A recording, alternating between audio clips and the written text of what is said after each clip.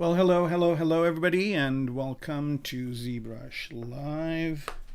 Here we go again, episode 4 today, and continuing to work on the same models.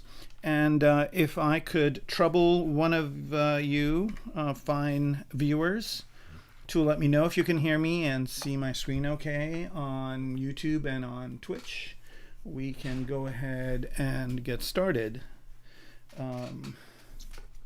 Making some adjustments today, and it's kind of been a crazy time. I started a little bit late because Windows was updating to a new version, and then a bunch of other software were updating to another version. So so here we are. Okay, so I've got somebody from Twitch saying okay, thank you, Bigfoot.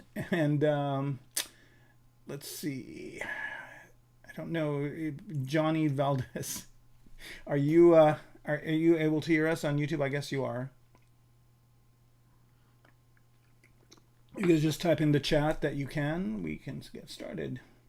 Anyway, while that's happening, like, subscribe, ring the bell, dunk the ball, do whatever.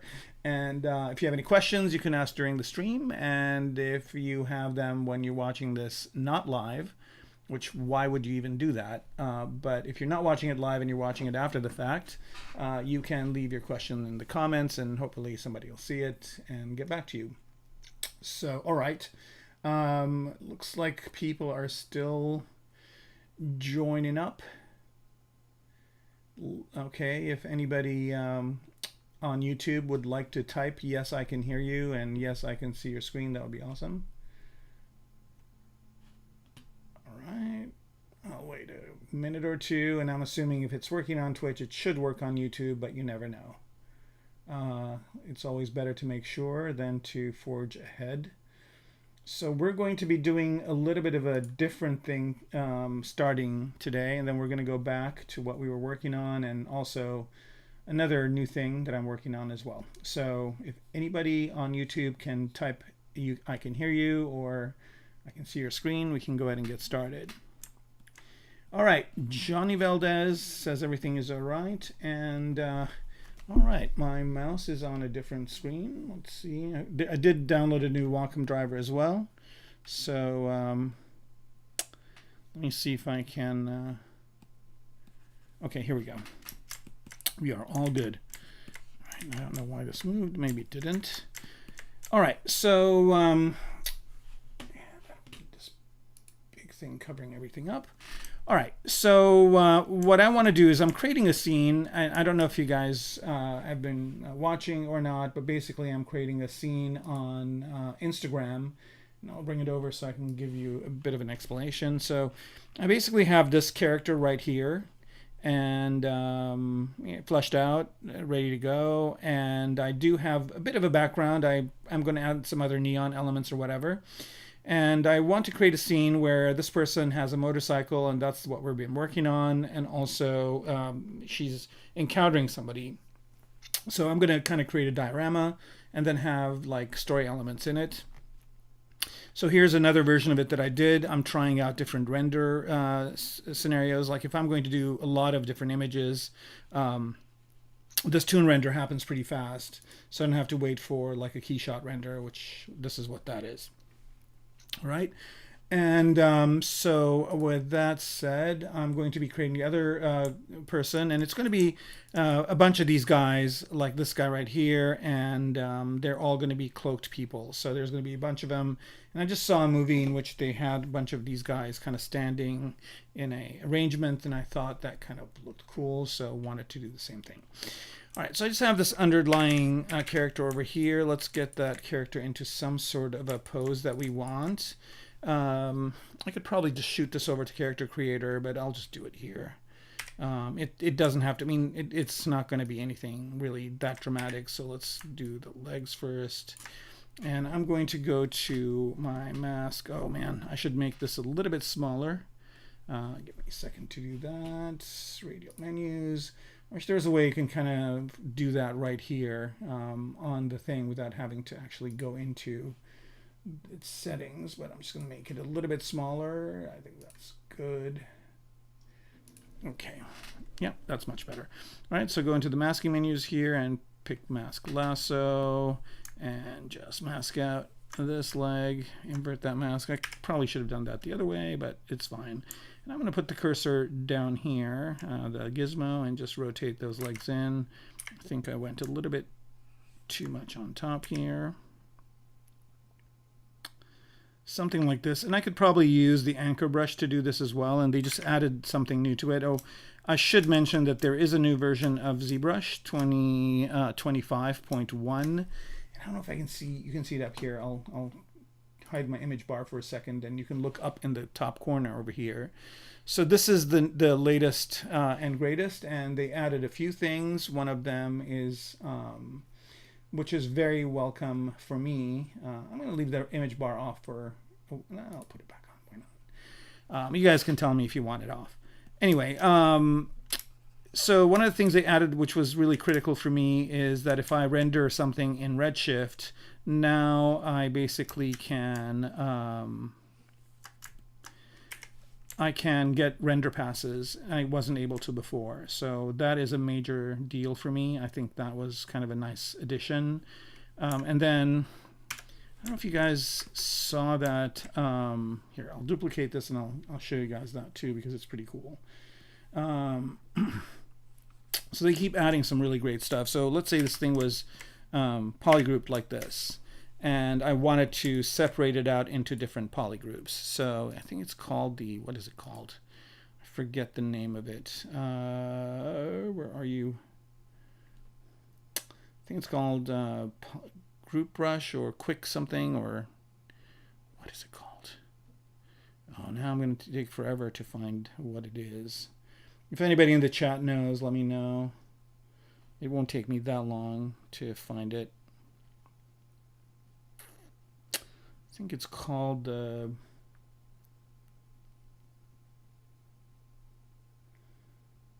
shortest something, or let's see here. Scribe, select, slice, soft clay. No. Maybe it's polygroup something. Okay. Oops. Try this one more time. Polygroup. No. What's it called? Group maybe? Just BG group something. Group shortest. Or, here. I think what I'll do is I'll just look it up online. Should know the name of it, but all right, here we go. ZBrush 2025.1 new brush. It should just say it. Let's see if not iPad with ZBrush 2025. Come on, here it is. Create with Maxon. And I'm just going to turn the volume down. They have a really nice video for it. Is this it? No, this isn't it. All right. See what's new in 2025. Let's see if there's one that says it here. I have a place that I can go to that tells me release notes. Here we go. Here we go. Here we go. Okay. Pro projects, no. Anchor brush, no. Quick polygroup brush. That's what it's called. Quick BQ, quick polygroup. Okay, here it is. And I think I was hovering on it earlier too. So the way that it works is you just kind of change your brush size to what you want it to be. And then like if you want a polygroup from this point down, done. Bam, 1, 2, whoops, that's too much. Again, it depends on your brush size and the angle. So I kind of want to do all the way up to here. There you go. This one, too many. So you can see how very quickly I'm polygrouping these things. And with UV Master, you can go ahead and also, I mean, this works like if I want to do the hand now, I do this. Come on. There, so the hand is done, and it's mirrored on the other side. So here, I'll just continue on. And so if I'm going to be UVing this, right, so I can use these polygroups for UVing. So here, I'll just kind of choose a bigger size. Yeah, there you go, that's too much. It'd be nice if you could click and drag up and down, but hey, you know, I think I'm not going to be looking a gift horse in the mouth here. But Here I'm going to do the shoulder on down. Oops, that's too much. So it basically will respect the polygroup that was there, so that's done. So I'm kind of getting to where I was earlier very quickly with this method. Right, so just make this a little bit bigger. Here we go. I don't know if I want to go down. Yeah, here we go. That did that part. Let's do the head. So starting from here, whoops, that's too much. So it respects the polygroups that were there before. I mean, it's a really, really neat brush. I love it. I think it's kind of like worth the upgrade. And when people are complaining that ZBrush isn't adding anything new, well, how about this thing right here? That's new and useful. All right, so let's do this one. Come on then. I think your brush size really matters, and your camera angle does as well. And maybe this is actually adding a polygroup, but it's adding it now. It's just adding, it's not figuring out a way to do it. All right, so it's not a silver bullet for everything, but it does do quite a bit of it. So here I'll do the legs as well. There we go, maybe not that much. There we go, that's good. Let's do the shoes. Wow, one shot. That is pretty amazing to be able to polygroup like this. And I can just say, you know, group by or UV master, use the polygroups as seams, and it'll break it up into, here, let's do it. Let's do it. Here we go. Here, UV master. Where are you? There you are. We're going to use polygroups. We're going to use symmetry. We're going to unwrap, and then let's go ahead and flatten this to see what it's like. Without, oh yeah, all right, we'll just do more UV. Not a problem. Here we go. And here we have it. The fingers are all polygrouped, and so are, you know, the head and everything. And here is my UVs for this model. So yeah, this thing is super, super useful. And again, just like one new thing. And then the AOV stuff is good. And then they also added one more thing to the anchor brush, and I'll show that too.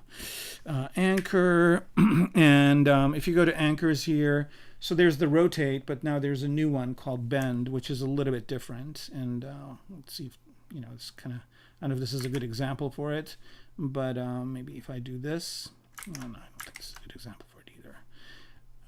Like that. So you can kind of do more of a bend instead of a rotate. Like you can just, you know, think of it as you're, you know, grabbing this one edge and bending it. And here's the difference between that and, let's say, rotate. See how rotate is kind of working this way, bend works a different way.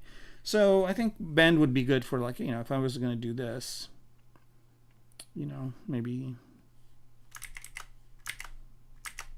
start here and bend this in like that, which is something I was going to do anyway.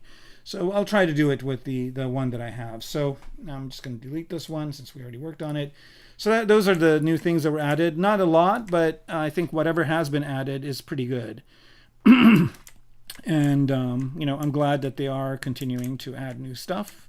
And I'm sure you would be too. All right, so let's get this guy kind of back into where we want him to be. And I just want to, I'll probably, for the pose, I might be, you know, I might, excuse me, decide to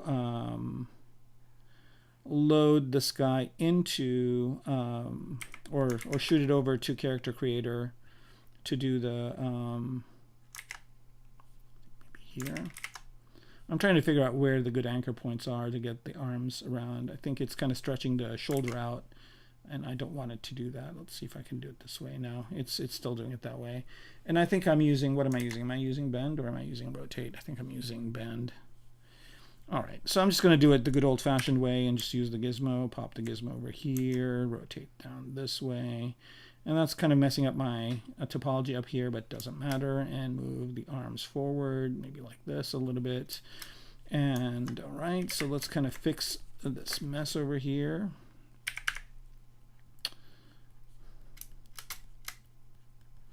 All right, just kind of putting the topology back where it belongs.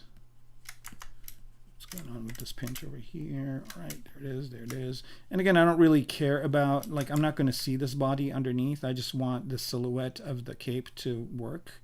So I'm not going to be very precious with, like, you know, I still want kind of the landmarks, the anatomical landmarks, to land where they are. But other than that, I think we're good. And then I'm just going to grab these arms. Oops. Mask them. Bring everything back, invert that mask, and I also want to bend these in and also up and in. Oops, and in. Just kind of like, you know, he's, oops, didn't want that intersection. Just like he's just kind of has his arms kind of over that way. And then I'm going to take this arm again.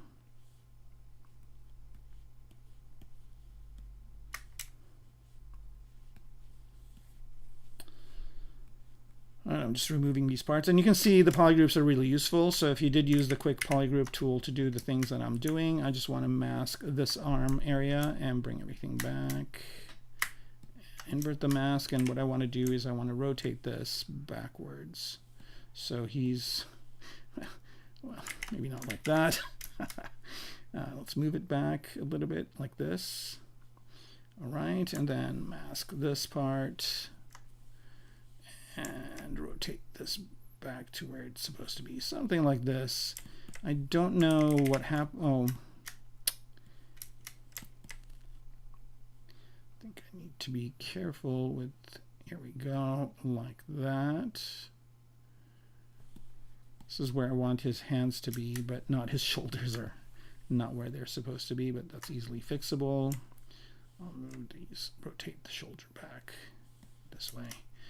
Something like this, and then I'm going to lower the shoulder. So here I'm just using the move tool, and I'm just getting a very rough pose here for the guy, and the only reason why I'm doing that is because I'm going to use it as a target to bring the dynamic cloth onto.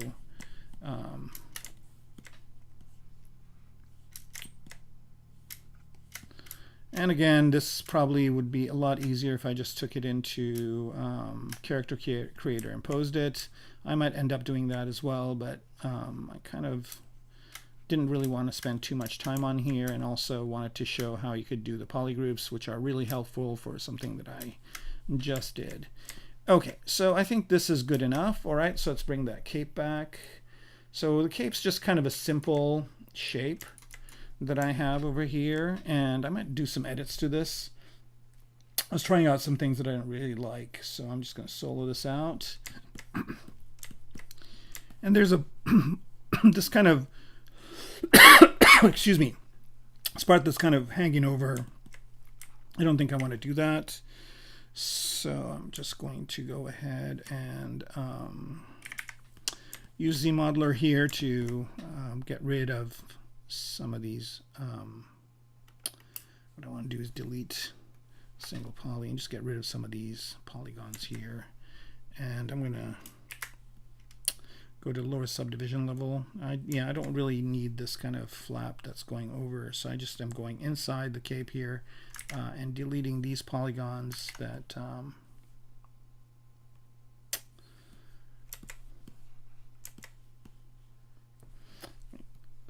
so if the thing is popping up, the guy is popping up, that's because I've got click to solo on, and but I did put it out in the UI down here, so I can easily get rid of it if I want to, but for now I think it's fine. And then just come in this way, and this way, and this way, and this way. All right, so I think this is kind of now can be deleted. Yep, so there's that. And I don't know if I need these poly loops here, so I'll delete poly loop, this one, this one, this one, this one. Did some of that go in the back? It sure did. All right, we didn't want that to happen. And where's the top one? Oh, we lost that too. All right, so I guess I'm just going to do this the old-fashioned way. Delete hidden. And let's do this now, and this, and this. All right, so I got like some funky stuff going on over here, and I'm going to see if there's a quick way to solve that.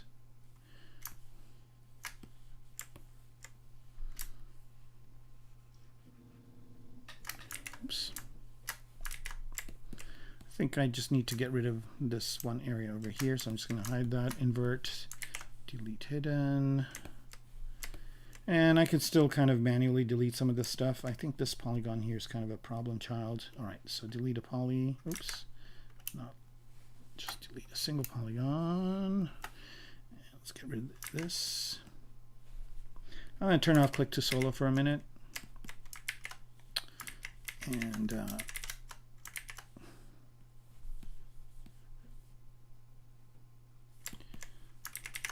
why is it add? Okay, delete a poly, delete a poly. All right, just want to get rid of these guys over here, and I'm just going to zero mesh this thing at the same, and let's see what we get. All right, and I also don't want this gap over here, so I'm going to close it up. So let's go ahead and stitch.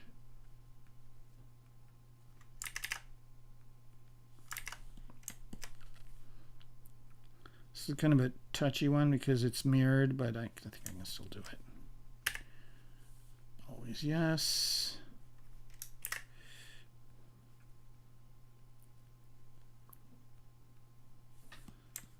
Are not.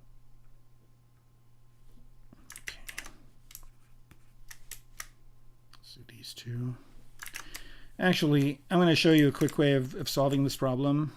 Is you just delete the guys that are causing the issue, and then you bridge these two. Bridge. And then close hole. And then just re-zero mesh it, and then that's it. Done.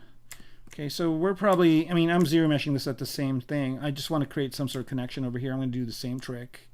I'm going to bridge this with this. Oops. Nope, wrong one, two, this one. Okay, and then just, you know, I'm going to delete this polygon and this polygon, and let's, while we're at it, let's delete these two. Close this. Oops, over here, and then W for one poly group, and then let's zero mesh it again. Right, one more zero mesh I think should get rid of whatever funk is going on over here.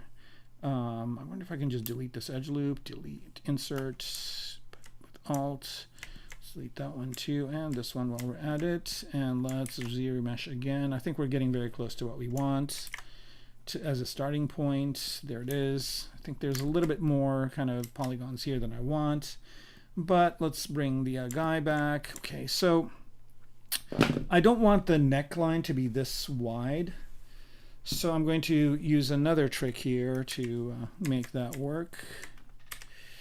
What I'm going to do is lift this thing up a little bit more, and I'm going to take the neckline and mask it. I guess I still have lasso on, which is even better. So I'm just going to mask this, invert the mask, and then let's turn symmetry off, and let's just bring that in. Okay, I didn't want to bring it in so much from the back, so let's take that back out. I think I still had, sorry, I still had, here we go. All right, and let's go back to here, move this back. I had ZModeler back on, and I don't have symmetry on. I should turn that back on. Right, and now what I want to do is zero mesh this again.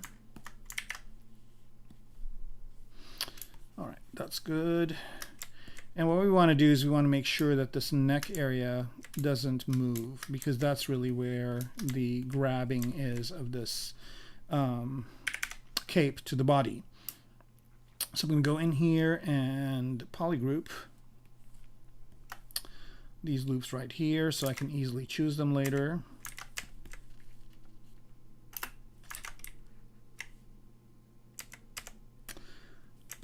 That, maybe this one too, and these I don't want really. Oh man, these last two are kind of going down below. All right, not a problem. Just polygroup a single poly and just do it manually.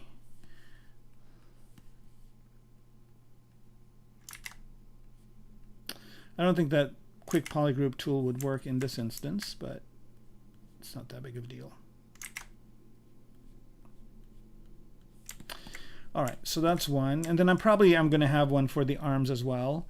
Now the arms are way out here, but his arms are over here. So what we're going to do here is just, I don't know how I'm going to make that happen. I think I do in a way. Maybe just move the inside part here. Well, I think I'm going to do another trick where I'm just going to take, polygroup this.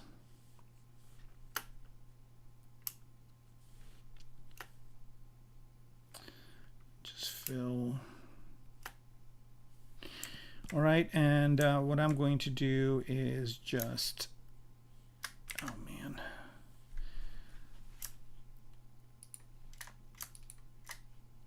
Mask this so I don't touch it, and the other stuff's not there. And then what I'm going to do is I'm just going to take this and put it where I want it to go. Oh man, did it go all the way back? Of course it did. Again, not a problem.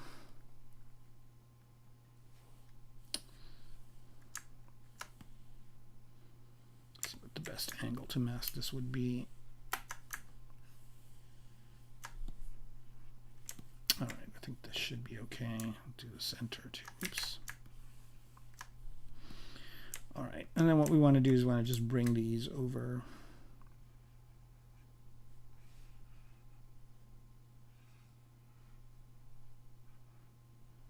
I have no idea what's going on in the background here, but it's all kind of looking pretty jumbly. All I want to do is get these two things like around his arms. Man, part of this top. Thought I masked this. Actually, I'm going to make my life easier here and make this a different polygroup. And hide it. Here we go. And while I'm at it, I'm just going to do the same thing here just to make my life easier. Polygroup, polyloop, go all the way down like that, and then fill. And let's hide that as well. Okay, so all we got to do is work with this. So I'm just going to rotate this and bring it over to where it's going to go around his arms. And move it up.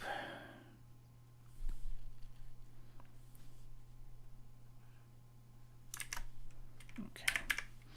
All right, and then just do some manual maneuvering here. Now, when I unhide whatever is hidden, it's going to look pretty messy, maybe, but I'm trying to get, you know, this part to work.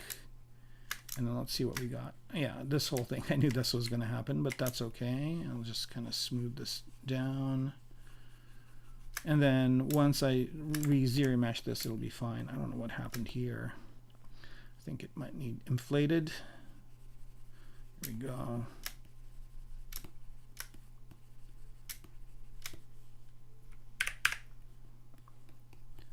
Right, so here's a perfect example of this guy's like, just gonna get these outside of him, and here's this area is kind of a, you know, just is going to need a little bit of tweaking. Inflate again. I'm sorry, I haven't looked at the chat. Slimo Jones, hey man, how's it going? Things are going okay. Now I don't know why this is not moving over here. I don't know what is going on, but I'm going to take a closer look at it. Isolate it like this, maybe, and let's solo this out. What is going on inside here? It seems like something doesn't want to move. I don't know why. Yeah, nothing is, here we go. Oh, I think inflate did something, so we'll just continue to do this until the polygons kind of start to behave. Here we go. Yep, that fixed it right there. All right, so now we got this, and it looks like we have a little bit of intersection here inside. So let's kind of clear that. All right, I think this is kind of good enough for now. And so now I'm just going to ZBrush this, but I want to keep the polygroups. Okay, so keep groups, ZBrush. Okay, so this kind of makes it a little bit better over here. I'll do it one more time. And notice I'm keeping it at the same number of polygons. I don't know why this is not like doing what it's supposed to do here, but I don't know what's going to happen until I run the simulation. So let's do that. Let's run the simulation. This looks so funky right now. All right, dynamics, and let's set gravity to 0.1 here. And let's create a volume. 1 is fine. And let's just run it just to see what happens. Okay, so I knew this was going to be a challenging area over here. So I'm going to try and see if I can get this to work better. Okay, so here it's okay. And what I'm going to do is, yes, that's fine.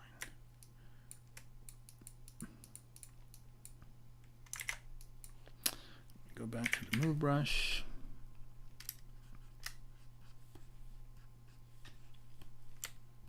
And I think the claw simulator kind of has an issue with like these intersection areas and can't figure it out. So I need to do as much of the work manually as I can. All right. And the other thing I also want to do here is make sure that the self collision is like at max. Turn floor collision off for now, and I think this is good. Let's run it one more time. Okay, that's better.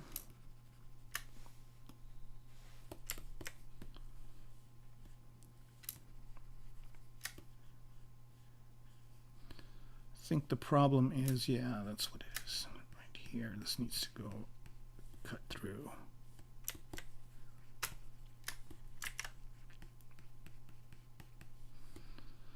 All right, there, and oops.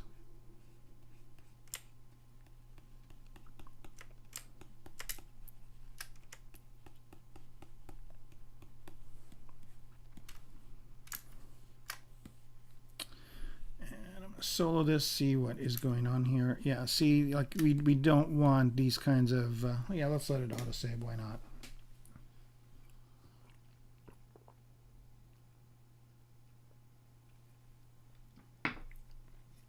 And I think I might be like doing the wrong thing by having this sleeve be separated out. But I don't know what is kind of like, I can't get to some of these polygons. Like I just, they won't move. I don't know why. Let me try ZBrushing again. All right, that kind of maybe created some more geometry for me to work with. Yeah, it's just, you know, if I'm pushing here, maybe I'll turn topological on. Maybe that'll help. Let's do that. Yep, it did. Good. All right, and just bring these over.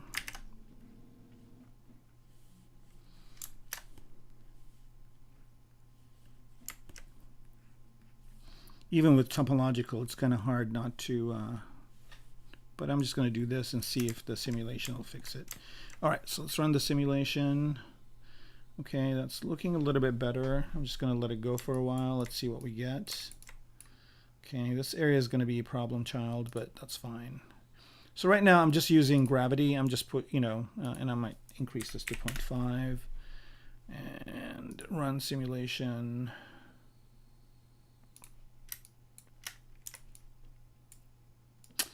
Yeah, I think the problem is that these are not in there. Okay, so plan B, I think just kind of having the arms of this model intersecting the body is going to be a problem. So I'm going to go back in time before I brought those over. And I'm just going to do something completely different, which is just move this forward like this. And all right, so now I'm going to mask the neck like so, and then run the simulation. So I'm hoping that these kind of will fall through and then kind of get around where the hands are. Right, and just run the simulation.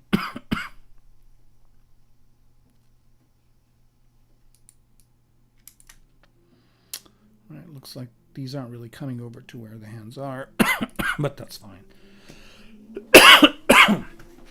Excuse me. I just have this nasty cough that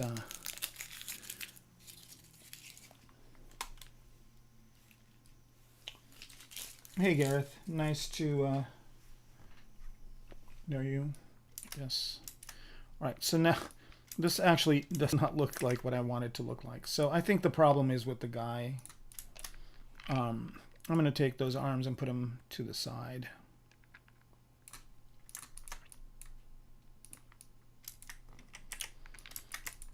Because it's really not looking like the way I want it to.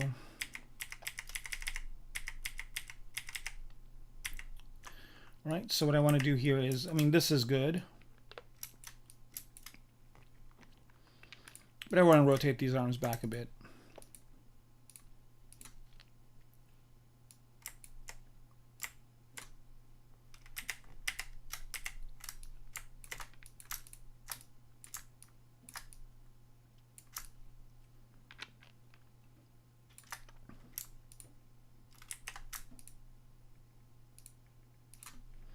Okay, here we go. This is what? And I want that one too. I don't know why the guy's face is included in the thing, but not a problem.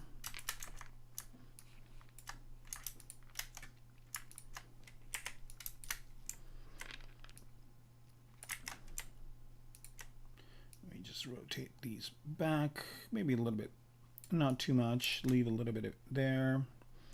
And then let's go to the hands here.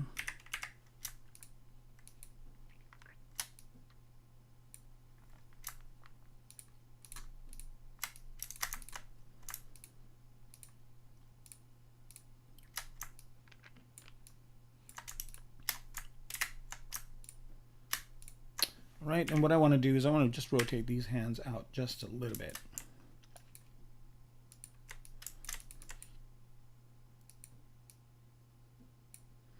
And out just a tiny little bit, so it just creates a different silhouette. All right, and I think this is kind of as good as it's going to. Oops, is my shift still?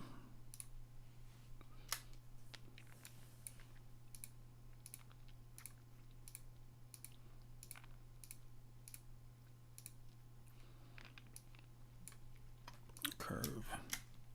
Yeah, why did this not work?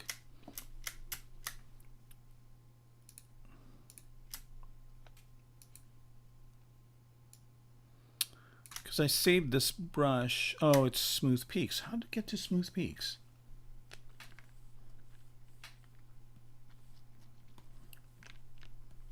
All right. For some reason I had the smooth peaks brush selected. Maybe that was why I was having the problem earlier. It probably was. Man, all right, no worries. Instead of having smooth on, it was smooth peaks. All right. All right, here we go. All right, going back to here, bring that over, and then let's just run the simulation again and see what we get. Dynamics, run.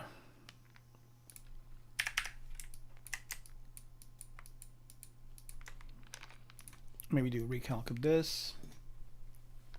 Oh, my cat wants to participate in this.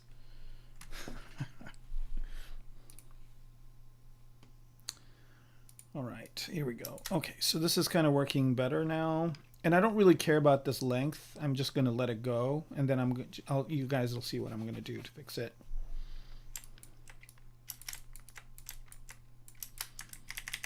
All right, so there were some things happening here, besides the guy being happy to see me, is that I see this cape this head part moving back, and I don't want that to happen. So what I'm going to do here is I'm just going to use the cloth nudge brush and nudge it forward. And this works so nicely.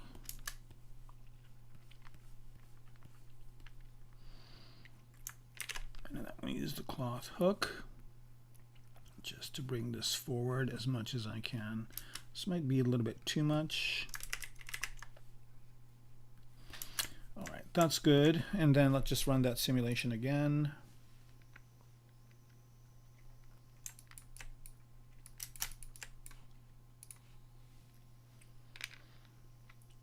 Hey Jags, good to have you on here, man.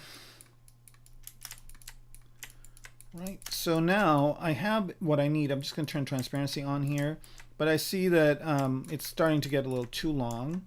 So what I'm going to do here is I'm just going to zero mesh this, keep the groups, and what that'll do is it'll create edge loops that go straight across, and I'm just going to do this to it. And then, let's see, I've got a little bit extra here that I can get rid of. I can always use ZModeler for this, but it's easy enough just to select. Oops. And I am going to use ZModeler just for this edge loop because it'll be a lot easier. So delete poly loop. This one, okay. All right, so now I'm just going to run that, or zero mesh it again. It would help if I deleted the hidden parts. Okay, and then zero mesh. Keep groups. Okay, so now it's kind of good again, and then let's just run the simulation.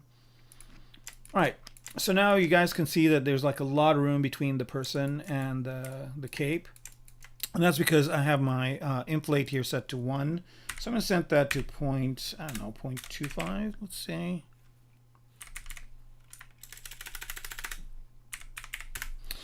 And recalc. And then run the simulation again.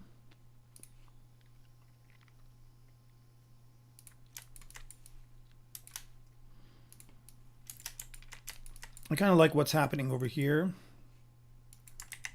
But I also forgot to mask the neck. Let's do that. Mask polygroup. Oh. Not edge, but polygon action. Mask polygroup island. Let's mask these guys. Oops. All right.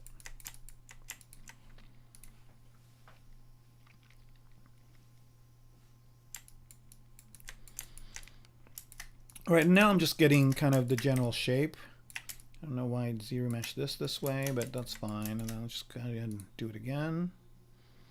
So now it's kind of creating this, you know, drooping thing. It's really not giving me exactly what I want. And I don't really care about these arm things anymore. I'm just going to have it just run down completely.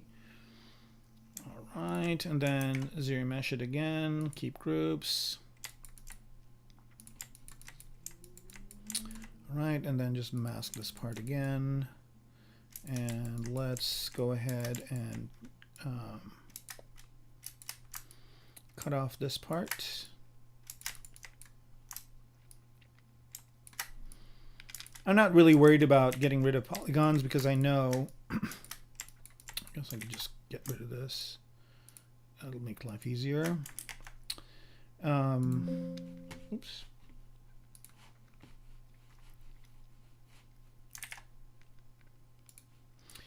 Like that, and then here I'll just I think I should be able to just do this. Delete hidden, there it is. And then I'm going to run the simulation again. And the simulation is just going to stretch the polygons until I get to the firmness level here.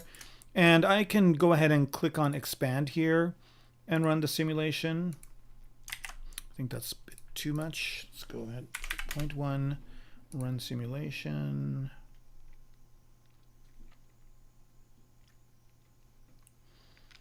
And you guys can see kind of the nice folds forming here. And this is just, you know, primary shape folds.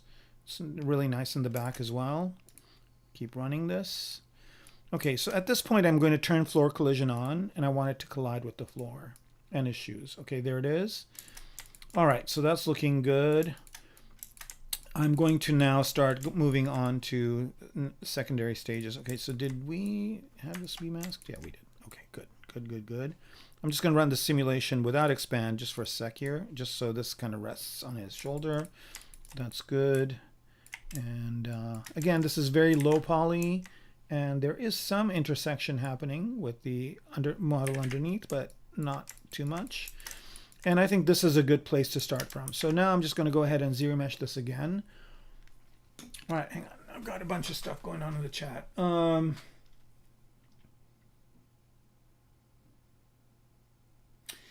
You know, Serious Sam, there are 100 ways to get to the same destination. Some people like sculpting. I kind of like to run the simulation to a certain point. And then once I get it to that point, you'll see I'll be able to do some other things too. But yeah, you could sculpt it too. You could do, I mean, people do things differently. This is kind of what this is the adventure I want to kind of try out this time around.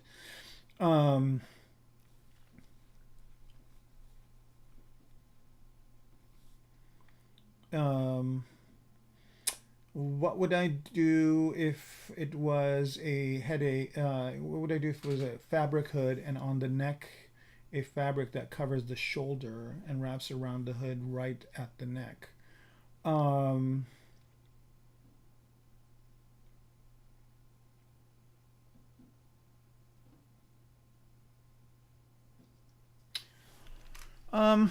Yeah, I don't know. I mean, I'm kind of doing that too. I mean, the hood is attached right now, but I could very easily detach it. I bet you there's like a edge loop around it that could be detached. And I think there's this kind of weird thing that it's creating here. I don't know why.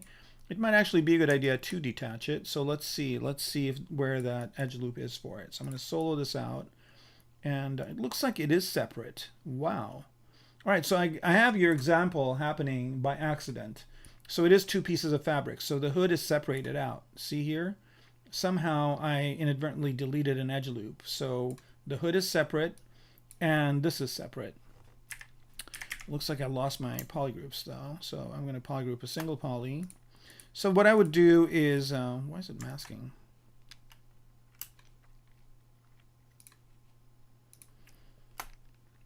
And I'm doing this manually, by the way, because I'm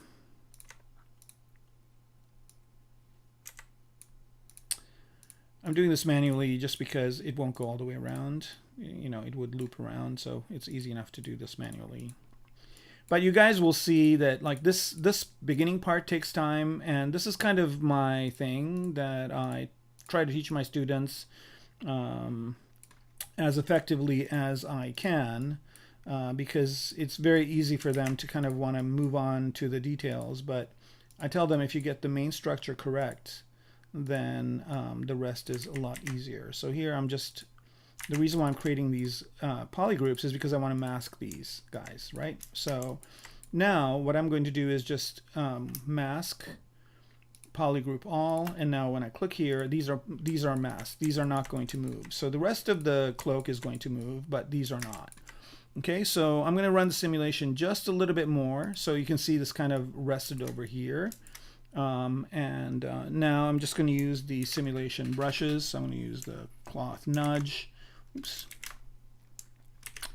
Right here and choose a bigger brush size.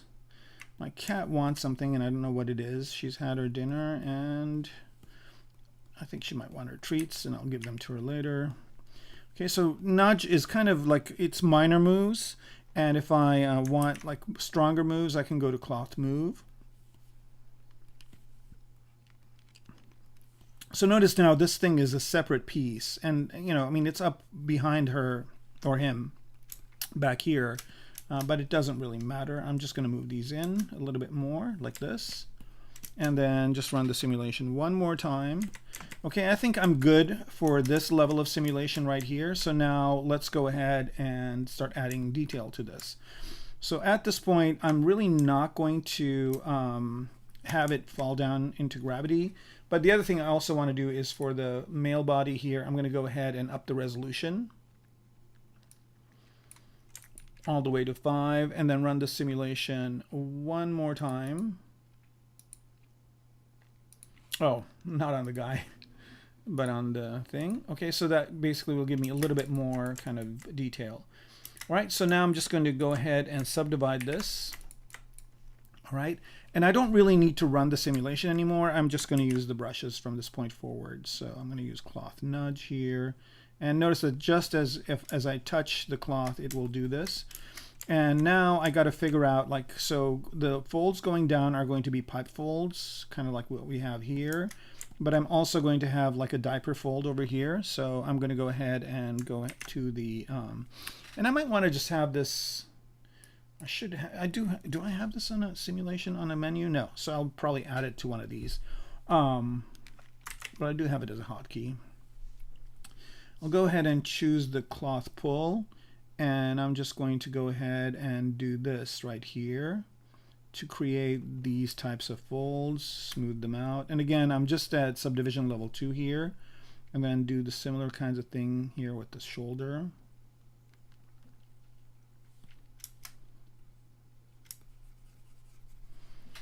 Now I've got symmetry on. I'm going to turn it off just because it will be better.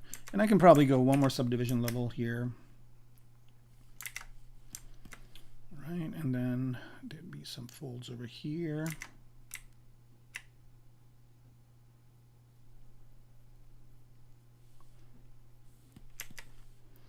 Right, so I'm just going to, the folds kind of get more detailed as they come and hit the ground. So now I'm getting some really nice folds. Like, I really love what just happened here. Let's see what we can do in the back, break some of the symmetry. And it's funny because, like, you know, if you just go a little bit more, it creates all these ripples. And if you don't want that, just go up one subdivision level to 2, and you'll get like bigger folds, right? So primary shapes are at level 1, secondary shapes are at level 2, and then tertiary shapes can be at level 3 and 4. So notice here, I'm just basically, you know, I mean, people could be sculpting these, but this is so much faster.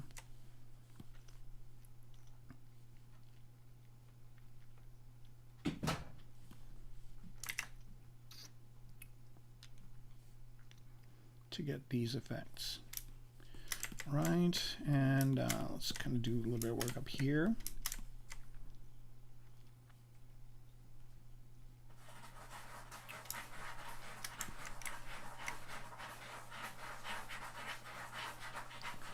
Right.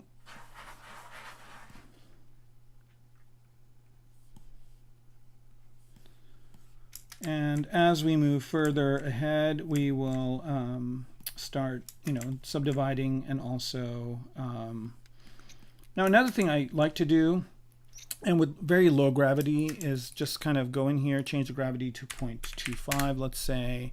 I think that's what it was maybe. And I just like to set the direction here and just run the simulation just for a tad. And let's do expand. So basically what I'm doing is I'm setting the direction downwards, and I'm just running the simulation. So this kind of falls backwards. So now you can see kind of how it's going around the arms, right, more, and the chest. A little bit more here.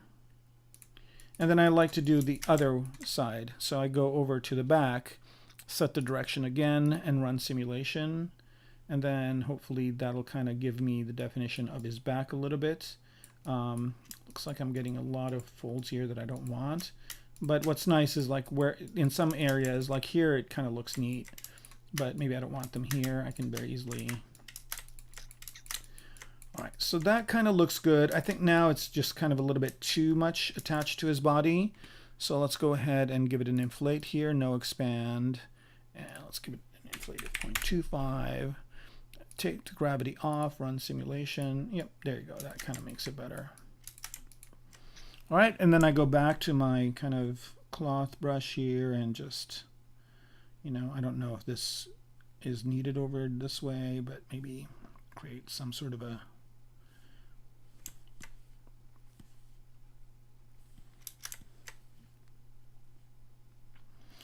all right, and then maybe at this point I'll go to Damien Standard here and just put in like some sort of a seam.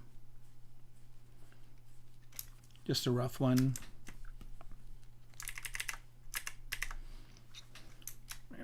Go down on subdivision level. So I'm at level 1 now, so really early on. And then bolster it up this way, go up 1 level. Something like that. Okay, so now it looks like he's a hooded character. And again, I don't really care about the face. I'm actually going to see if I can go to the cloth pull here and move this forward a little bit more. So his face is going to be in the shadows. We're not really going to see the face. Again, there's going to be a bunch of these guys. And so I might be doing this process a few more times, you know, 2 or 3 more times to create the various characters. And yeah. That's a little bit too much there. And sometimes it's good to kind of just try things. Like I'm going to make my brush really big here and just kind of try to do some exaggerated moves just to see if I get something cool.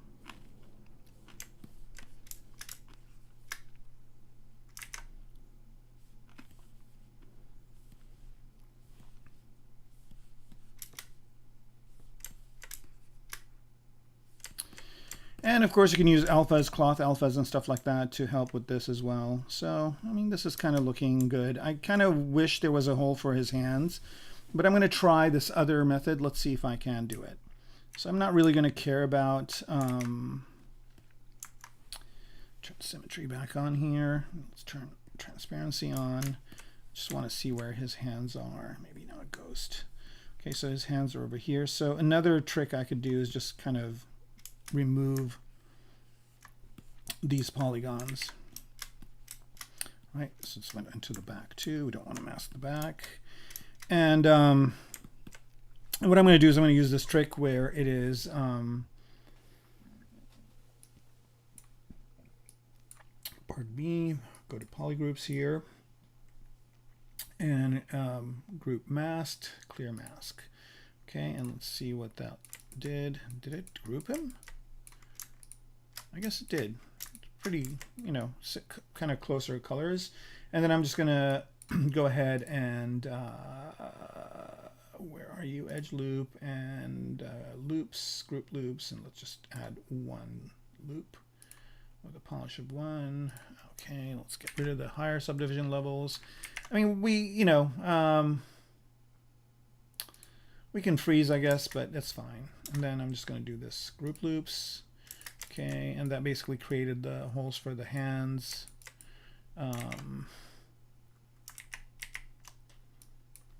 Maybe this needs to be a little bit bigger. Like that. No, let's do group loops. So, okay. I'm going to try and do this with free. Nah, it won't work. Let's just delete the higher. It's fine. Getting the details is easy. And then let's just do group loops. Right. Whoa, that's weird. Okay, and then I just want to get rid of these 2.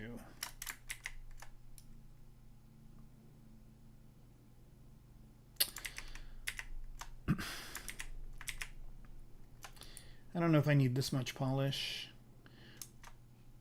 But actually, here, let's do this. Let's do 3 loops. Group loops, and let's reduce the polish. There we go. All right, so I just don't need this inside part.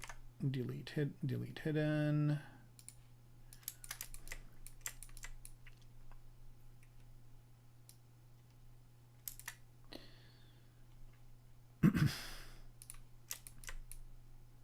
No, that's not going to work. All right, well, I'm just going to assume that that's going to be in here. Now, another trick that I thought of doing also is to bunch the cloth up to look like he's just bunching it up. There we go.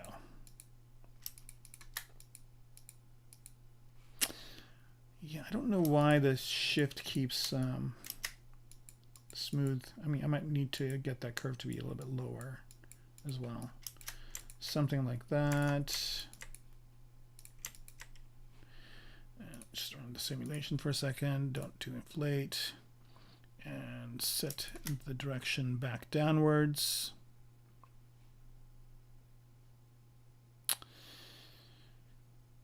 Gravity, set direction, run.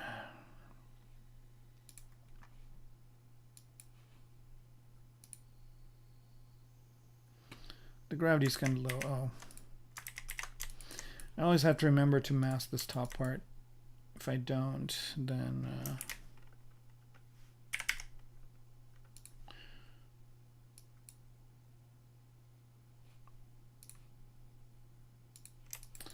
the neckline just kind of drops down. I'll do this one too for kicks. All right, here we go.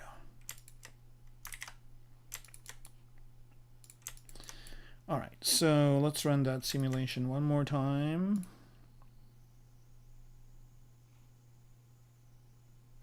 What's nice is that the hood is kind of coming down on its own, which actually creates a neat effect. It is 2 pieces of fabric, by the way, Johnny. I don't know if you noticed that. So yeah, this one piece here, right? There's this, and then there is this. So it is 2 pieces. All right, so running the simulation one more time. So I'm getting a lot of cloth here on the ground, which is not really what I want. So I'm going to get rid of some of this.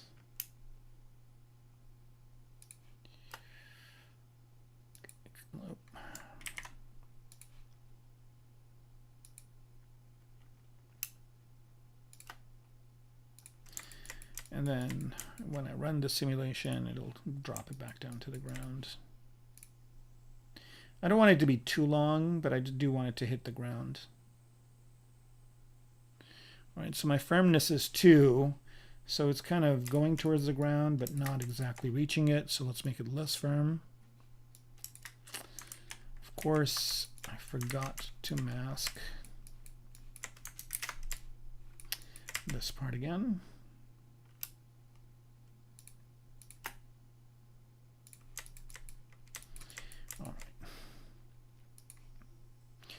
Now the gravity is low, so it's going to take a little bit longer, but that's fine. That kind of gives me a chance to look and see what's going on. All right, so it's getting close to hitting the ground, but not hitting it, which is nice.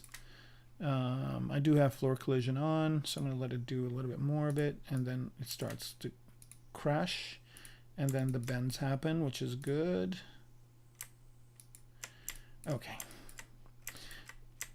Also, by the way, I can also use the move transpose cloth as well. Where are you?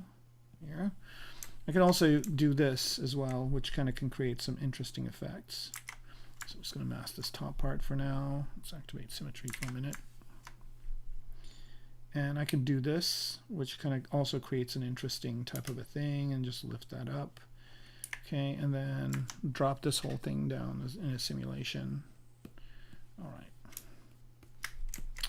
Now let's see what this looks like. This top part is kind of looking really interesting, kind of flapping out like that. I don't know why it's doing that.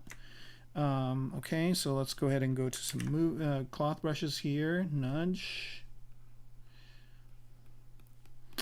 By the way, I should mention that a lot of these capabilities, these dynamics capabilities, are available on the iPad version too.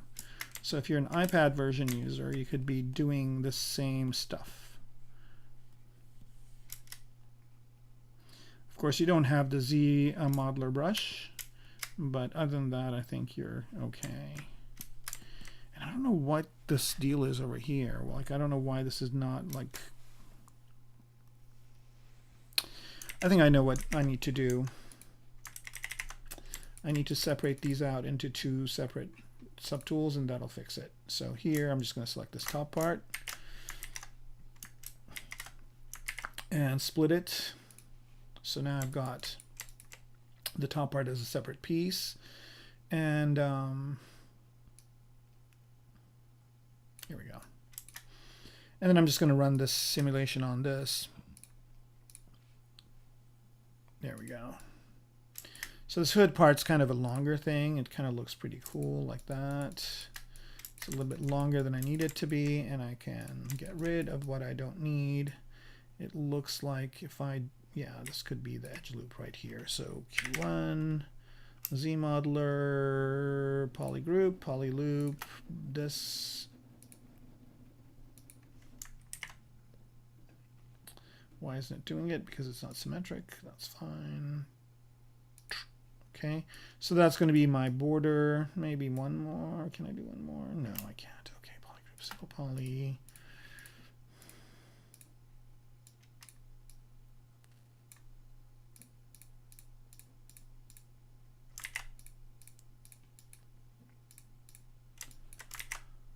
I think I've got edge on mask, so I'm just going to individually do these. And by the way, I could have done this with the Alt key, which would have been pretty fast too, but this is not bad.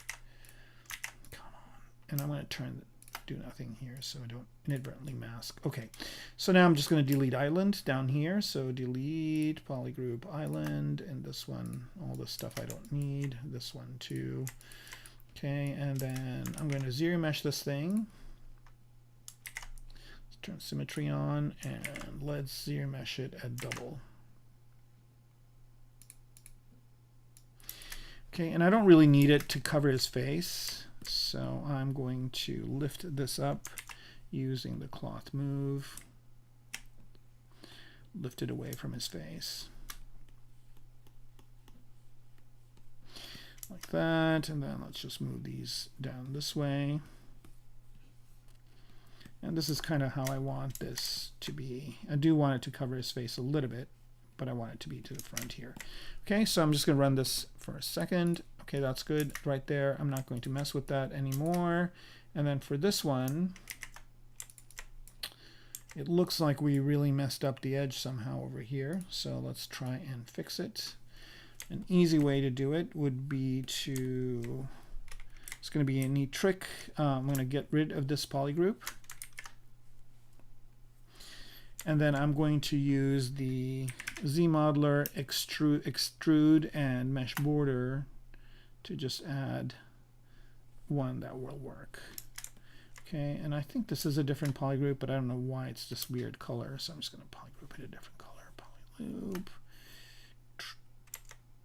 Oh, no, it's flowing to the other side. I think, is that because of symmetry? Probably. Yep. Okay, here we go. Okay, good. So now I've got something that I can mask.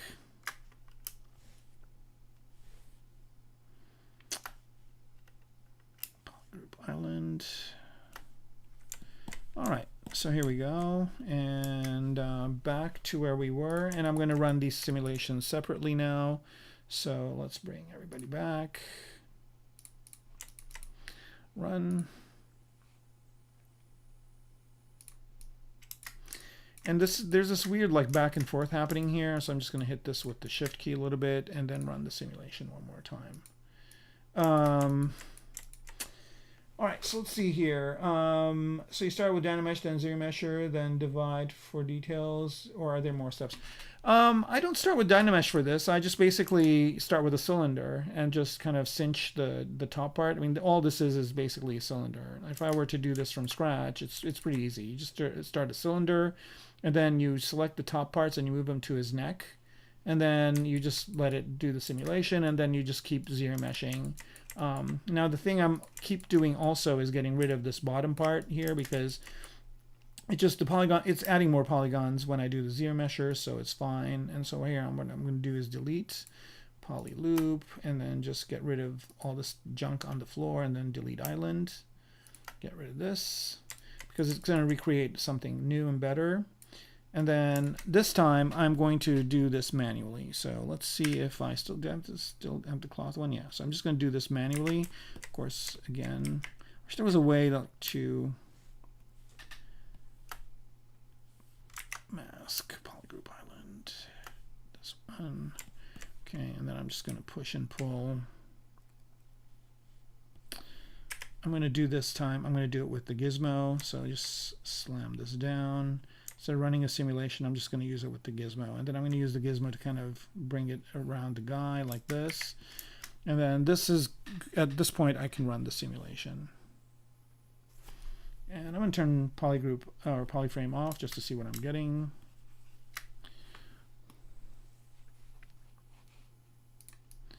All right. front is good. The brack is kind of giving me some interesting results, but it's all good. Now I'll just ZBrush this, keeping the groups, and then see what we got.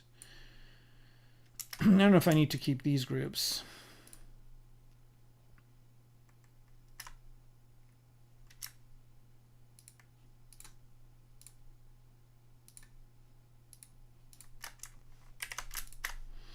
All right, let's just ZBrush this one more time. All right, and then run the simulation. Okay, here we go. And then this one. All right, so at this point, I just need to determine a few more things. I'm almost pretty much done with this. And I know this neckline kind of slid down, but actually this is working okay. I'm just going to try and fix this with the cloth brushes. So I'm going to, again, use cloth move.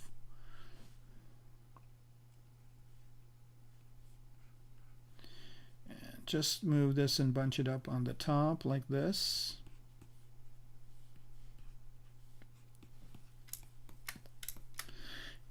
Let's go ahead and do take this out. Okay, so I'm just going to bunch this up.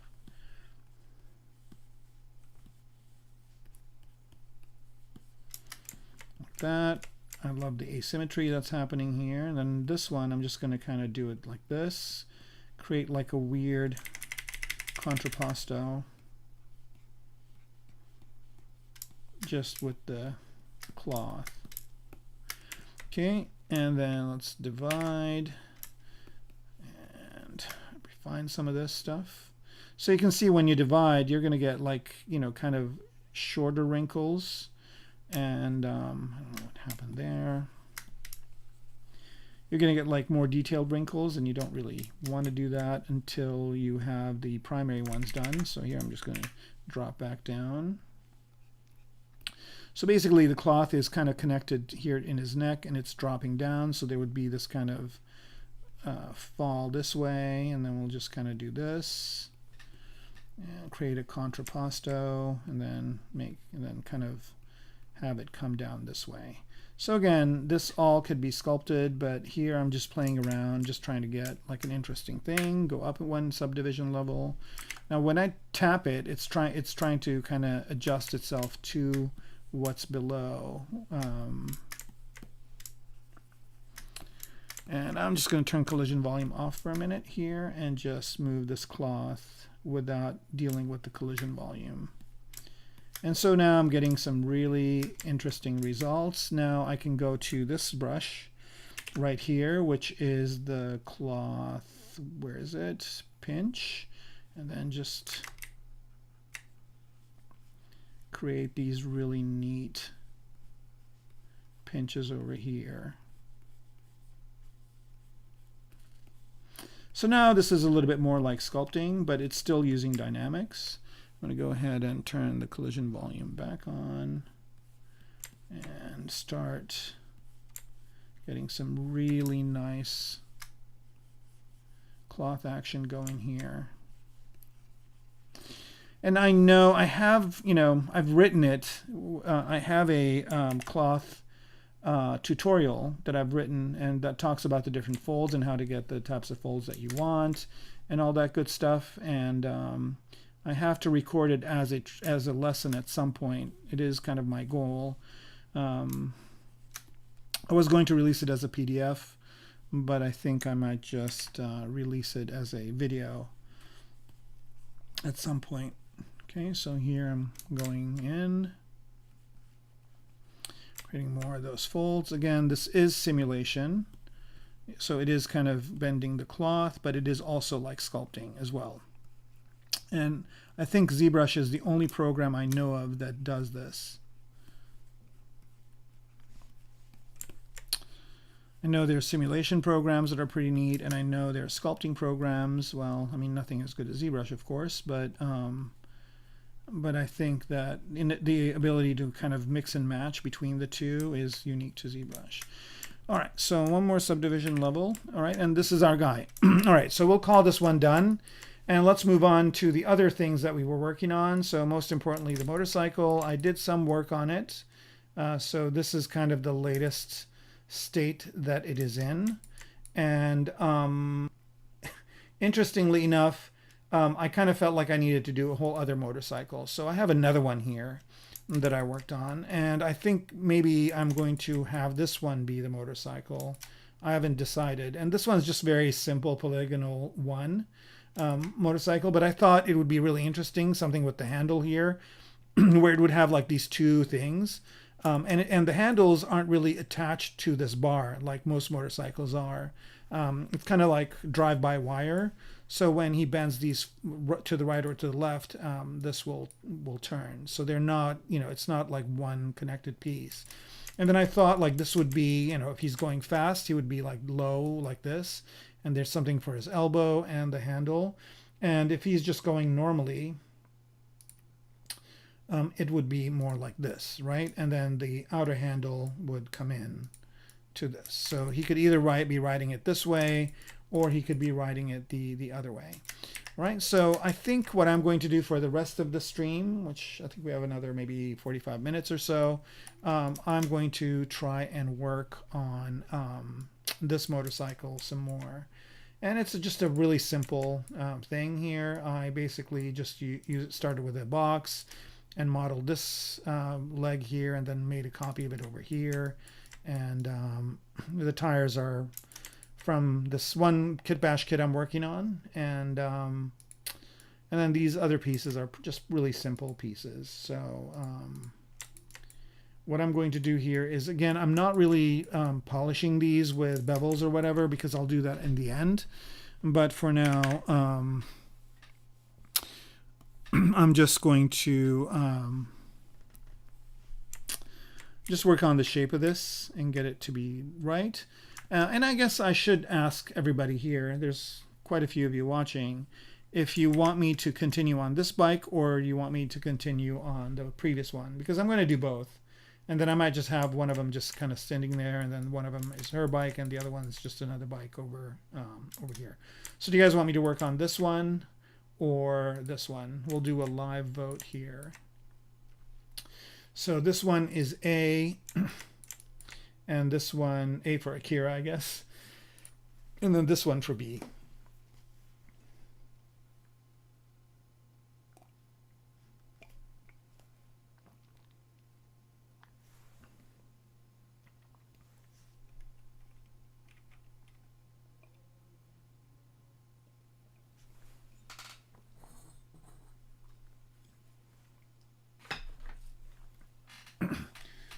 Well, I'm not really getting anybody saying anything, so I don't know if there's a delay or you guys really don't care.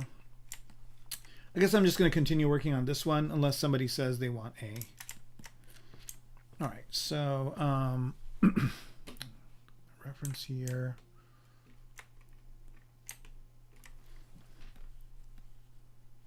All right, let's let that autosave. No, okay. Good thing is auto-saved, so we're good. We're good, we're good, we're good. Ooh, B. So you guys want this one? That's one person. Rose said B. All right, Rose. I will do B unless I get overwhelming A's coming in. All right, so for this one, I'm just basically, it's just very simple geometry here that I'm pushing and pulling vertices until I get the shape that I want. Now I want this to be comfortable for the guy, so I don't want this kind of sharp part to be there. And again, it's just a move tool. Ouch. Okay, let's kind of see this. Oh, I see. I forgot that it did kind of come down this way. All right, so it would be something like this, where he'd be sitting, and I can make this inside part thinner, but it basically is, some sort of an electric bike. And again, I just need to make sure that I have like planes here that work. And but I'm just working on the shape first. That looks good.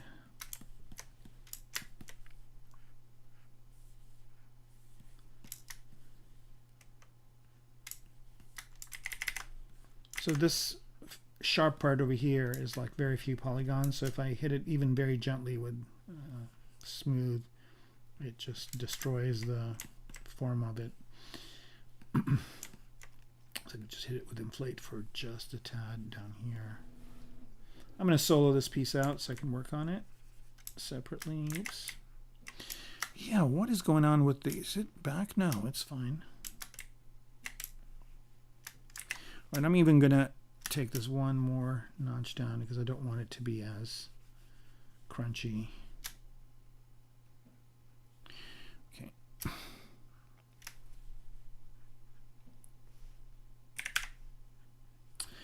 All right. Yep, that's better.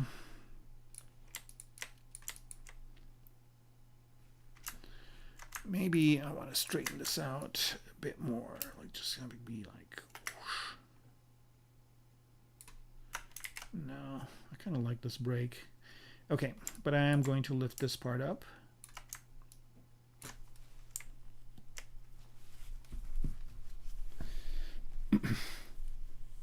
I have a new mouse pad set up that is holding my, that has the base that connects to the Cintiq, and trying this new thing out, but it is still sliding, so I might have to figure something else out. Okay, so this is the back.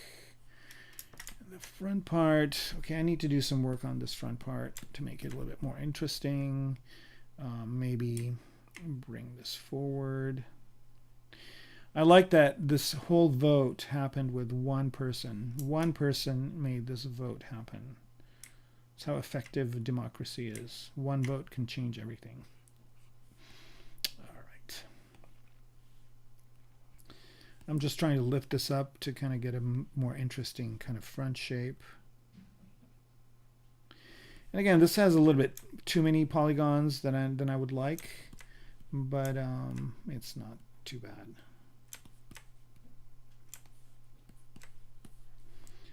This is what I need to be bringing in. All right, so let's bring this back. And let's move this forward a little bit.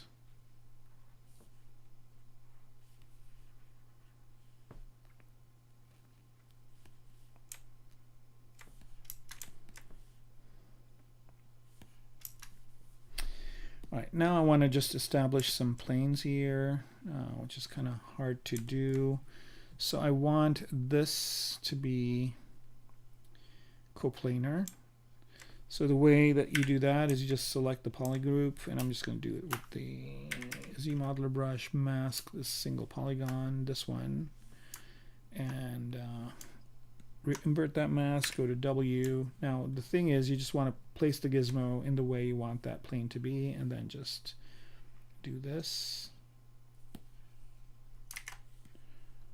Everything else masked. Oh, yeah, I'm still on that cloth move. So transpose standard. Okay, now we're good.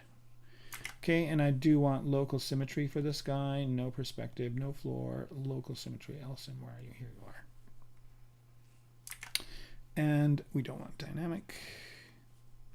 And here we go. So now I know that this one thing here is planar. And then I'm going to do the same thing to this guy.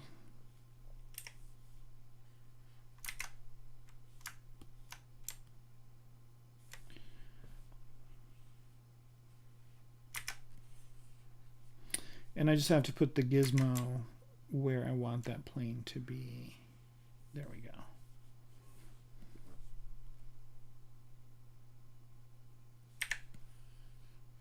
I think it warped this one a bit, so let's fix that again. You might have to go back and forth a couple of times just to get it right.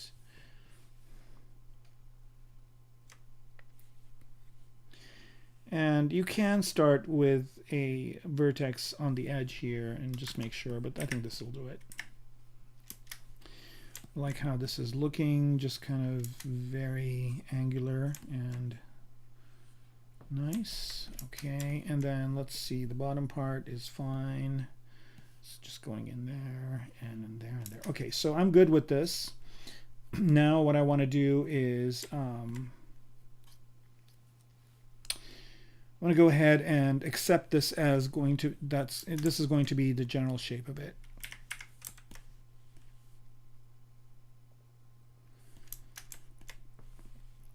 So what I'm going to do next here is, I want this to be very straight. Do that. And I'm going to do the same here this way. I want some very sharp edges here that I will augment later. Okay, so that kind of makes those coplanar. And now what I want to do is I want to go ahead and let's see if I can automatically crease this. And if not, I'll have to do it manually, but it shouldn't be that hard. Okay, so let's go ahead and go to geometry and edge and crease, and let's do a crease here. I think it did what I wanted it to do, and I guess the proof in the pudding is when I bevel it. Okay, and bevel is best done when you have something like this, and you also want a material that has some shine to it, so basic material 2. And I'm just going to go ahead. Did we leave the bevel? No, we didn't. Okay, so here we go. So now I'm just going to bevel the creased edges, and let's add some resolution to it. Let's add the resolution of 1. And here I'm just kind of looking at the edges here just to see if I get a bevel that I like. And it's all good. I don't know what's happening over here, so I'm just going to just barely smooth this part out. And all the other bevels, like the bevels that I really care about, are the ones over here.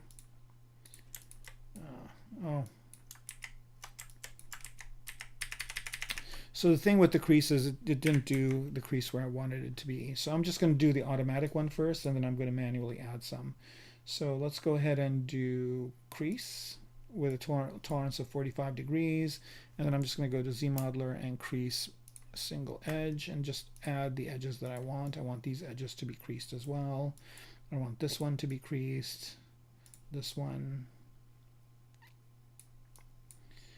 and this one. And the reason why I'm doing that is because I want those edges to be beveled. I want this to be beveled, this to be beveled as well. All right, and let's see what that looks like. I think all the edges that I want to be beveled are getting beveled. Now let's just see the bevel amount.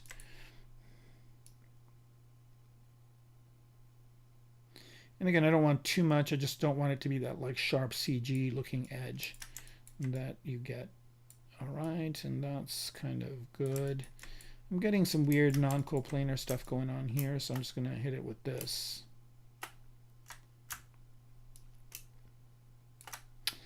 Why did that not work? Let's unbevel for a minute. And let's try this. Nothing's masked, right? Okay, so this should work. Here we go. Now this one here is kind of funky, so I'm going to actually give it what it needs, which is another edge. So I'm going to go here and slice mesh, and give it the edge that it wants, which is that. And of course that's not symmetrical, so I've got to do it over here too, like that. Okay. What I mean it's not symmetrical is that the slice mesh does not work symmetrically. You have to do both sides. And I wonder, yeah, no, is this better, or would it be better this way? Let's try and see if this one is any better. Oops.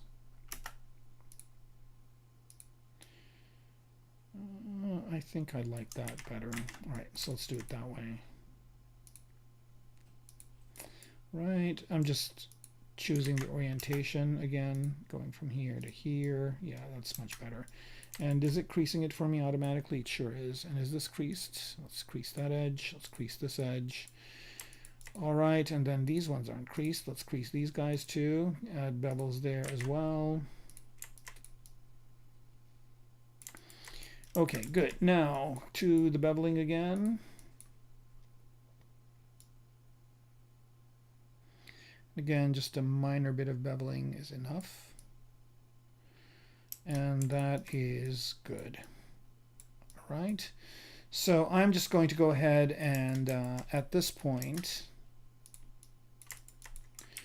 I'm going to go ahead and add geometry here. And I'm going to zero mesh it. However, I'm going to keep the groups. I'm going to detect edges. And I'm going to also keep the creases. And I don't want to smooth the groups at all. I want to bring this down all the way to as little as I can get it. Let's go for 0.001 and let's see what we get here. Not bad, but also not good. Let's do some other things here. Let's go ahead and drop this down to 0. Okay, I like what's going on over here, but I don't know what this is. So what I'm going to do here is I'm just going to select this. Well, can I just select this polygroup area right here? These bottom ones are fine. Oops. Wonder if there's a way here. Let's try and do it this way. Select lasso. I'm going to try and just select this top part. Okay, and mask it. Bring it back. Reverse that mask, and then I'm just going to try and see if I can just, well, without even doing that, I'm just going to go back to here, and I'm going to zero mesh this with everything else hidden, and I'm going to do one other thing here, which is I'm going to keep the freeze the border. Let's freeze the border. Let's see if that, no, I thought that'd give me better topology. All right, so I'm going to at this point try something completely different, which is I'm going to go ahead and delete this polygroup, delete hidden, and I'm going to close hole here, and I'm going to run. Okay, so that kind of gives me some new geometry there. Of course, it's not quads, but I'm going to do this and just zero mesh that part, see if it works. Again, zero mesher, same. Keep creases, I don't care about that. Keep groups, okay, sure. Detect edges, freeze border. All right. Nope, not good.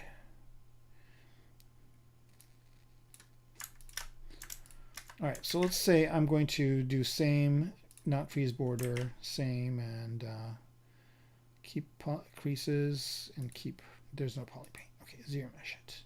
All right, that's better. That's a little bit better. Still not ideal, but a little bit better. I don't know why it's struggling with this specific one, where everything else is just perfect. Well, I mean, it's not really perfect down here either. All right. I'm going to do a little bit of doctoring here. Polygroup is single poly. This one, grab that. Polygroup island. So if I make these two maybe the same polygroup, it will help. And this one too. I'm trying to trick ZBrush into doing things right. Better. Not ideal, but better. I wish I had a little bit more geometry in this one.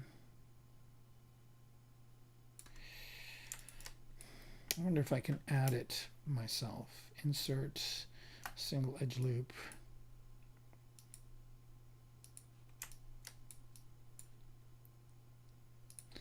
And I'm just, you know, helping it along here to see if the next zero mesh will be better.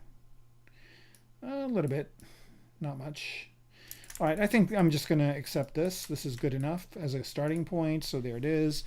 And now this is sculptable geometry, so I can subdivide it. And then I can go to things like H-polish.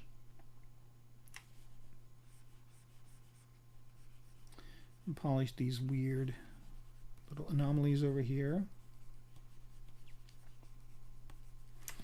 And this is only at subdivision level 2 at this point.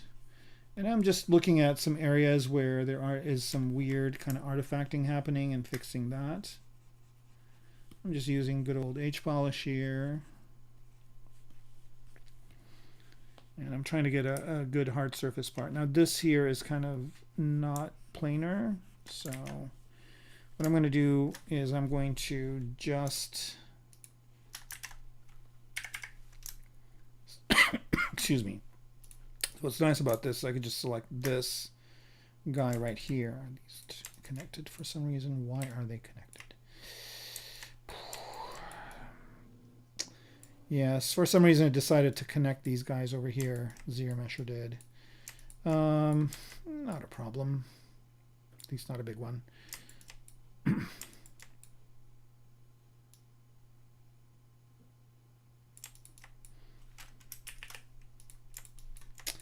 I think I can fix this manually by doing some modeling here. Go to slice mesh for this, and also go to slice mesh for the edge. And I'm going to do this one. Oh, I can delete the higher subdivision level, not a big deal. Delete higher. All right, so start here, go here. Oh, slice, slice, slice. It's not gonna, maybe this is causing the issue. All right, I don't know why it's not slicing.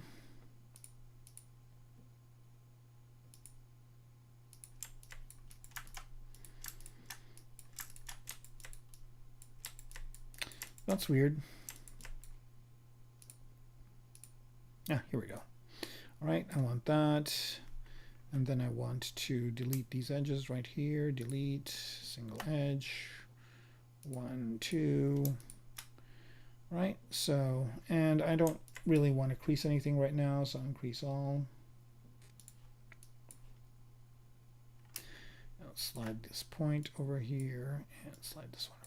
All right, so now that basically creates more of a continuity with the polygroup, single poly, and I can do this for all of them, but I'm not going to. I just wanted to show you how you would fix a situation like that.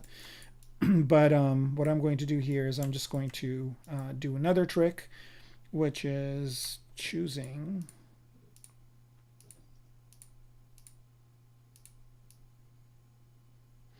a border. And what I want to do is basically make this planar. So I'm just basically using the Alt key to draw out a polygroup. And then I'm just going to select that polygroup and just make it into its own polygroup. Polygroup, single poly, and then this will all be one polygroup like this. Select that polygroup. Oh, wow. It chose the other one, but not a problem. I can, oops.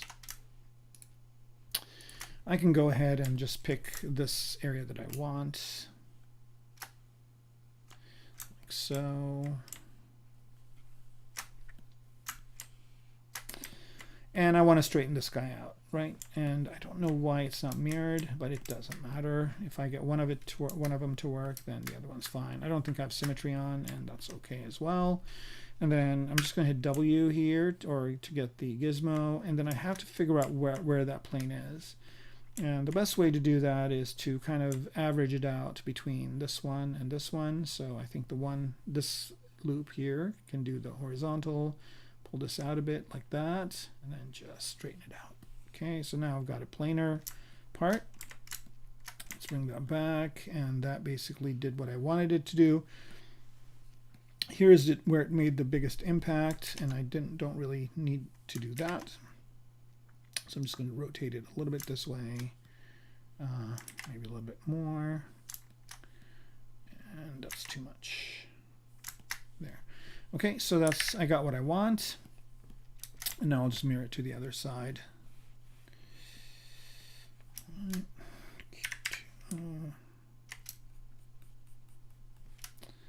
Yeah, it's always a good idea to bring up the kind of the non.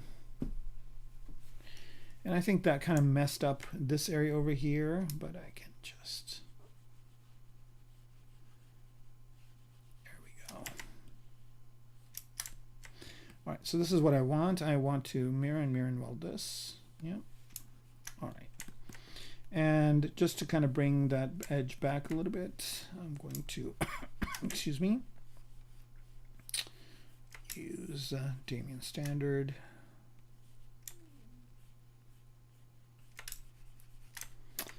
Like that. Okay, so now I've kind of got that to be the way it is.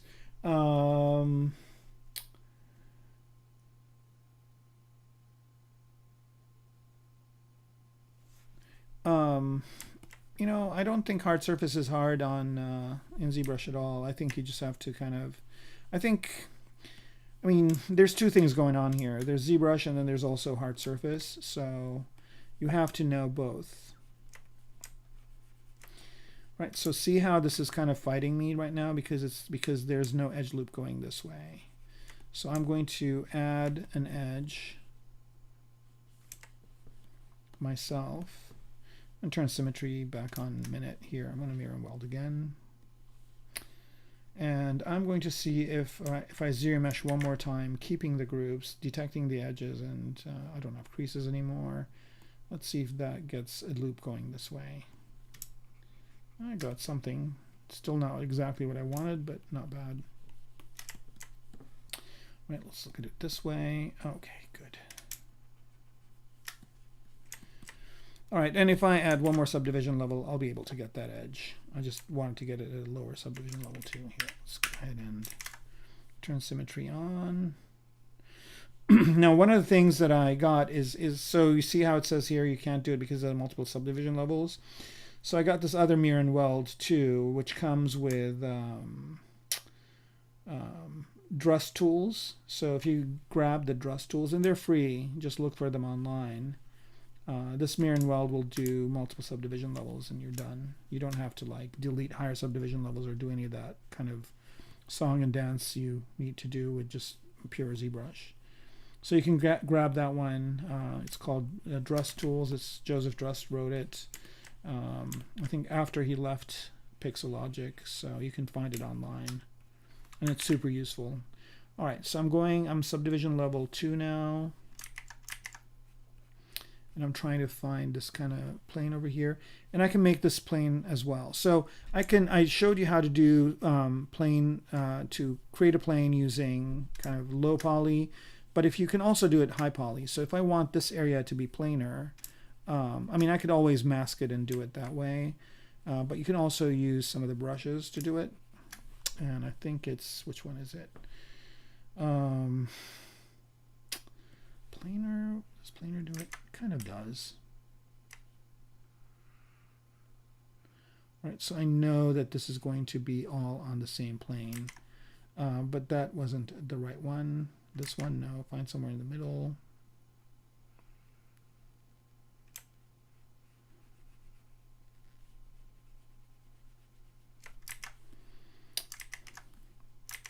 Or another thing you can also do is find your plane kind of at an angle.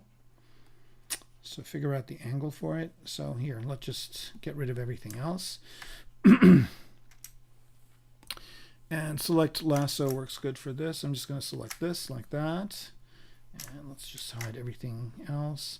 So this is kind of the place where we want to get that angle that we're talking about, the planar angle. And then so I'm just going to go back to clip curve and then just do this.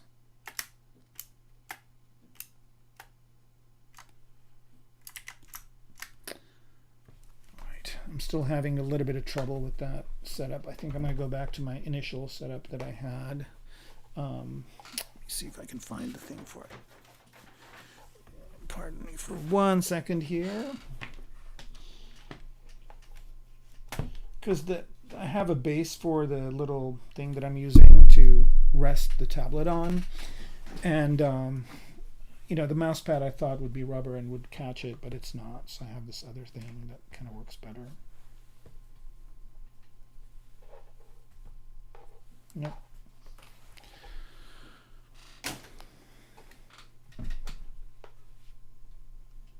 The other thing I could probably also do is on my arm that I have the tablet on, or the pen display on, I can, oh, symmetry the issue with this? Nope. Okay, so here I got a little bit of it, and I'm going to do the rest in the next shot. Okay, so you just draw your line the way you want it to be. Press Alt, or I don't know why it's doing that.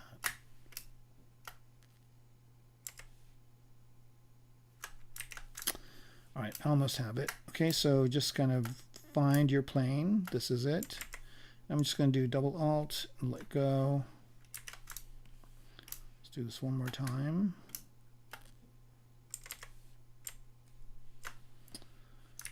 Yeah, I don't know why it's doing this. Come on, figure it out.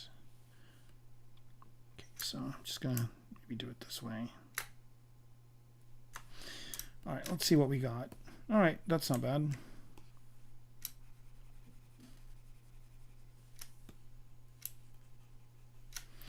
And I can sharpen those edges. Just go to Damien Standard and sharpen this one, sharpen this one, sharpen this one.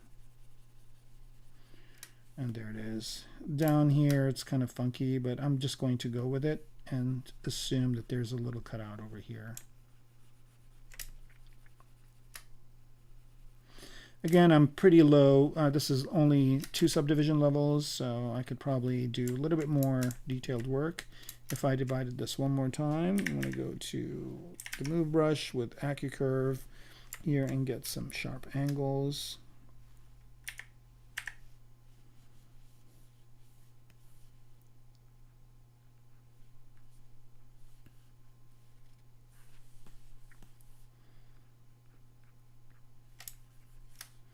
So I'm just adding a feature here. It's kind of a happy accident. All right, I'm going to divide this one more time just because I want to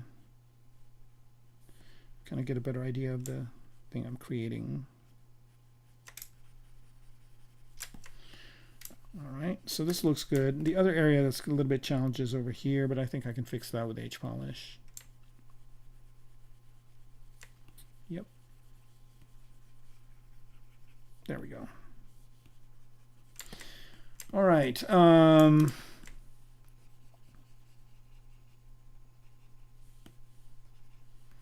it's just about getting those nice edges, corners, and getting planar objects.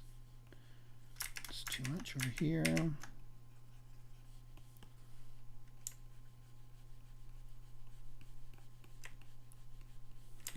All right, so this is looking pretty gnarly, and I kind of like this little scoop that it's going down in, and I'm just going to accentuate that just a little bit more.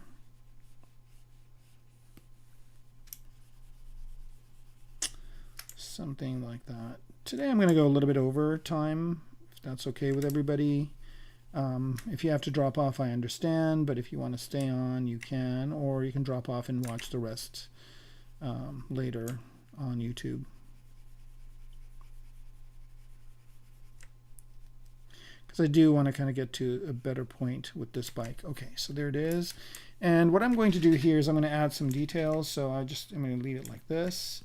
And let's see how the rest of it looks. The chair, the seat area looks really good. I probably will separate this out somehow. Let's work on this area over here. So just kind of add that nice edge over here. This is fine, this is fine, and so is this. Just a little bit of an accentuation here. And then over here, I'm just going to add a break. I probably will put an alpha or something in there. And then this part over here, like that, and I'm going to flat this. Now, one thing I don't like from a design perspective is I don't like how this is going outwards. I kind of want it to go inwards. So I'm just going to go down in subdivision levels. Oops. Okay, yeah, I don't want to go to level 6.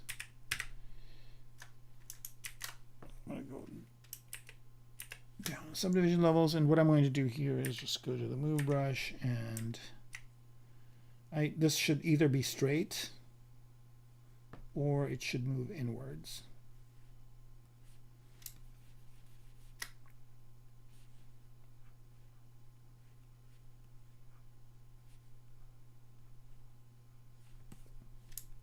And this is just a very different way of working with kind of designing motorcycles and cars than people usually do. They usually work in CAD programs and work with NURBS, but this is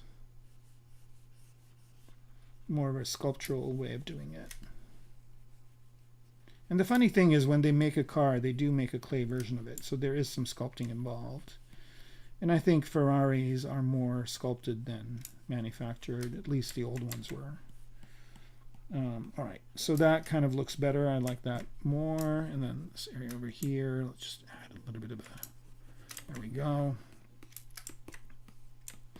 And this motorbike has no dashboard because the dashboard is in the helmet of the person riding it. But there might be a little display over here that shows a few things.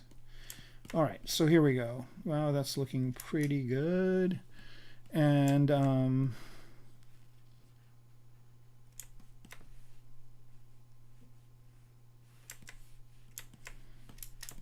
getting some really interesting lines over here, like this one and this one. They can be parallel, so I'm just going to see if I can.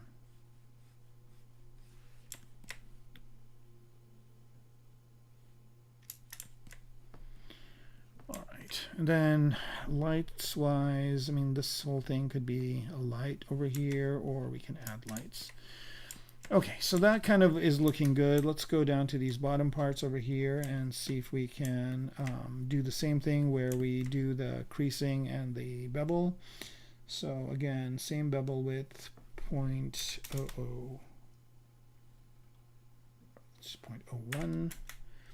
Way too much. 0.001.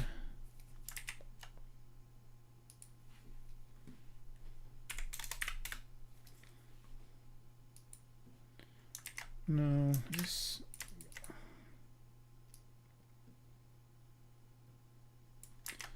That's weird. It just wants to do a really kind of. Just wanted just a little bit of a bevel like that.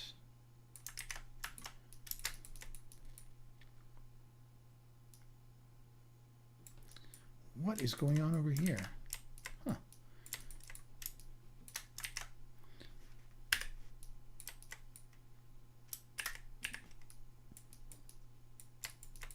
That's very strange. Like somehow something is happening in this area. Is it happening on both sides? It sure is. I wonder what that is. Let's see if it's happening on that other part, because I could always repurpose the other part as well.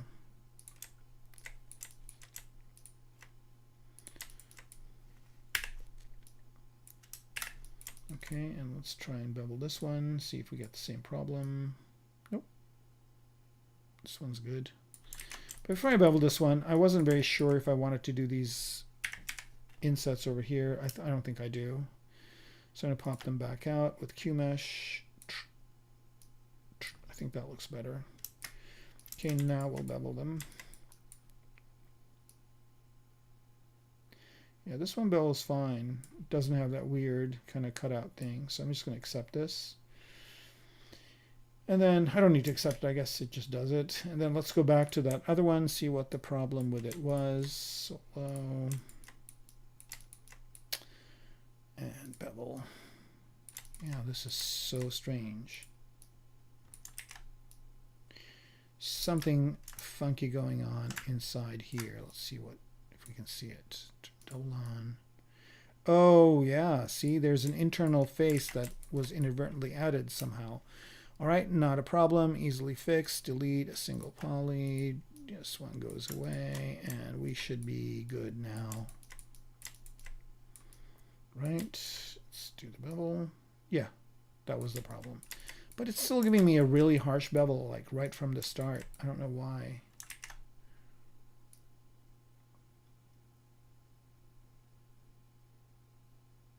Just want a very kind of subtle bevel. That's good. All right, that was an easy problem to fix. So that one's done. This piece is done. The middle part is done. Right, so now I just need to start working on details of this bike and separating some pieces out. So the first thing I want to do is just go to this part again, solo it out. And is this subdivision level 1? And there looks like there's some creases going on here. I'm going to uncrease everything. What is going on over here? Okay, that's not that bad. I wonder if I should. What I'm going to do here is I'm going to go ahead and do another ZBrush on this, and I'm going to do a trick. I'm going to go ahead and do ZBrush, and this time I'm not going to keep the groups. I'm just going to have it be all one polygroup. Okay. So now I've got the shape. more or less. The thing that bugs me about ZBrush is I get this kind of stair-stepping over here, and I don't like that. So in order to have that not happen, sometimes it helps if you just do a little bit of a, you sharpen that edge a little bit, and then maybe it'll keep it. Let's see. Still didn't keep it. Oh, man. All right, I kind of wanted to do this without keeping the groups, but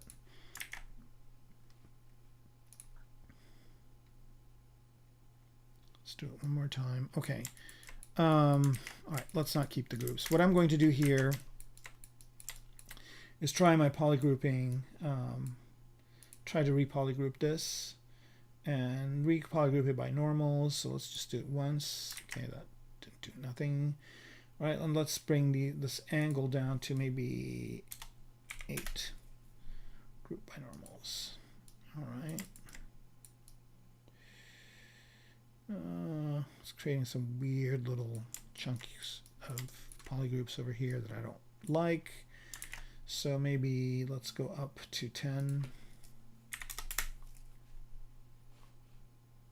And I might not, yeah, I don't know if this is going to work. All right, let's just stick with what we got. Yeah, we can just fix it in high detail. So I'm just going to smooth this back down. So basically, I'm just kind of reestablishing these hard edges over here. Edge polish.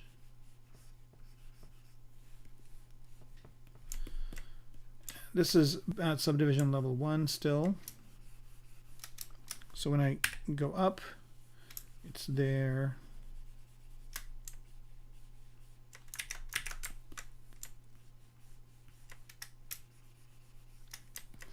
Right, and then just edge polish them.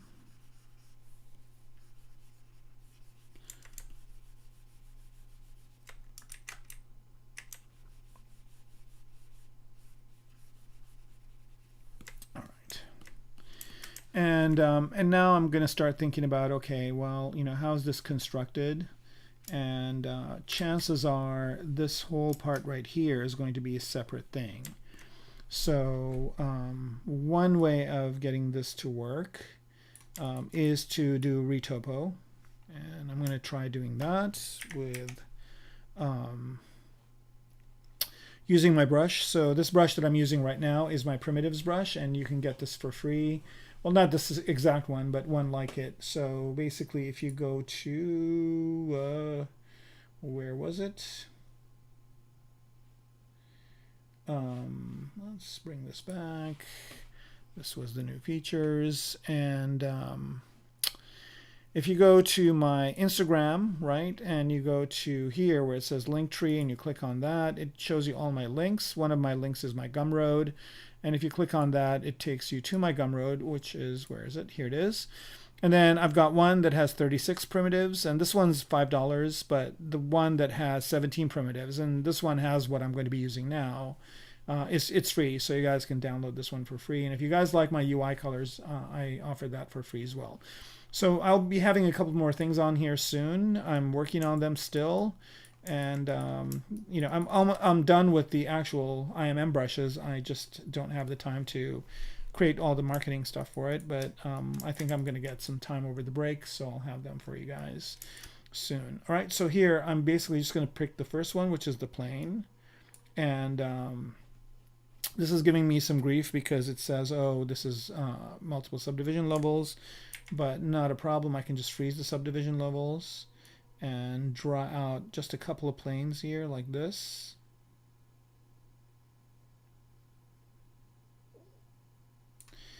And that's all. And then what I can do is separate this out. So here I'm just going to go ahead and say split unmasked points. And then that basically, I don't need my brush anymore. I can go back to the ZModeler brush. And that basically all I did was I just created a new model that has, and where is it? It just has these two polygons, right? And I don't need to see everything else. So I'm going to go to one of my other views here. So all I want to see are these two. right here. And then over here, I'm just going to go ahead and go to, I'm going to make myself this retopology brush. So you can either do it this way, or you can go into your brushes over here. And with the ones that ship with ZBrush, if you go to Lightbox and go to ZModeler here, it's this one right here. But you can recreate it as well. I'm just going to use the one that's there. So this will basically ensure that these are on the surface, and then I'm going to turn transparency on here. And I'm just going to go ahead and retopologize this. So if you go to a point here, all you're doing is basically moving and snapping to the surface. But if you go to an edge, you extrude it out. And for this, polyframe will look better. All right, so I'm going to do this again this way. Right, and all I'm doing now is just retopologizing this because I want to create a separate piece. That's going to be this part. And these ensure that they're planar as well. I'm just going to delete these edge loops. Oops, insert. Just so I kind of have the simplest possible shape forming that for me. And then here I'm going to also go back to extrude this. So retopologizing like this in ZBrush is pretty nice. Right? So now I know that these are going to be minimal polygons, and I don't have to worry about, you know, the multiple subdivision levels and all that stuff just yet. Now this one looks like it is warping a little bit, and I know why. It's because these kind of edges that I have over here are an issue. So I'm just going to go ahead and insert a couple of edge loops. And now with this point, when I move it, it's going to snap to the surface. Okay, so now I know that these are actually planar and everything is good. I go back to extrude for that edge.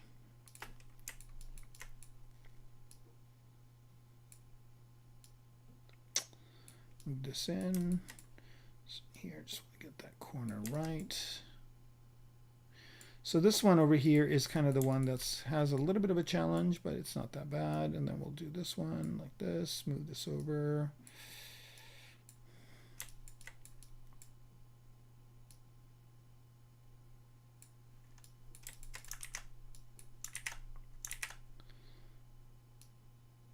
Here we go. Then move this one down.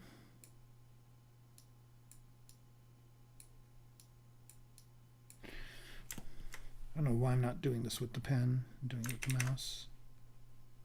There we go. So much nicer doing it with the pen. All right, and then we're going to do this one. And for this one, we kind of created a little break over here. So I'm going to insert an edge loop this way.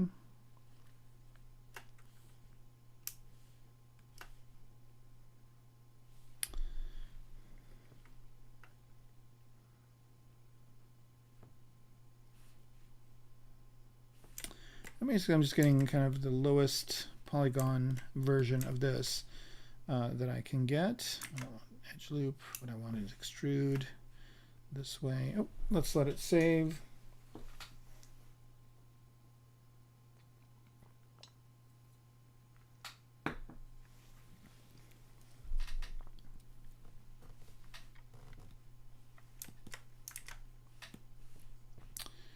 For this one, I'm just going to move this point down. And what's nice is as soon as you touch a point, you automatically snap, which is nice.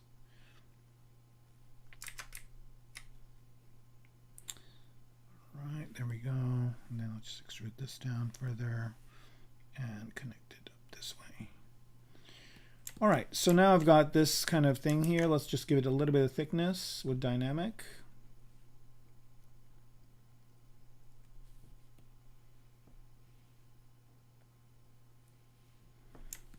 And let's look at it on its own. All right, so there are some adjustments that I can make. And again, here I'm just adjusting very few points.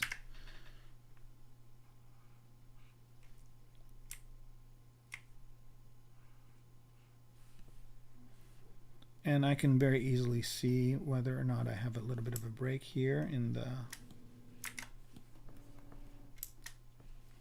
It's not symmetrical? I guess not. Mirror and weld. Here we go. Just make sure that center line is good. All right, and we do have, let's add a little bit more thickness to this. And let's offset it inwards so it does what it should be doing.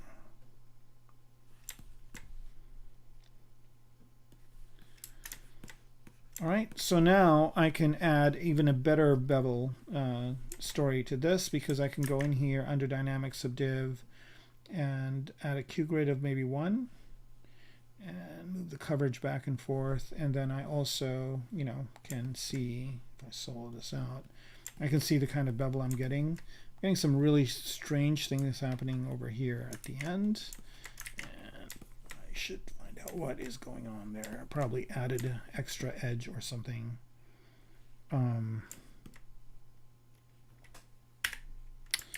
Let's go ahead and add some smooth subdivision levels to this and remove the thickness. Oh, edges look fine.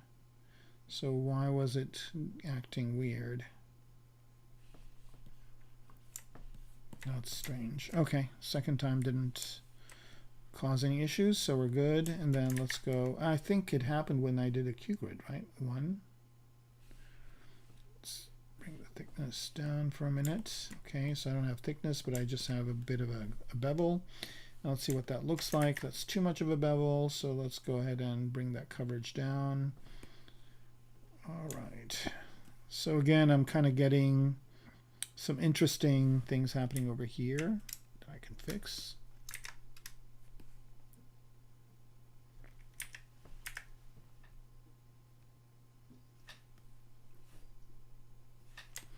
And basically what I'm looking is I'm just looking for kind of a flat surface.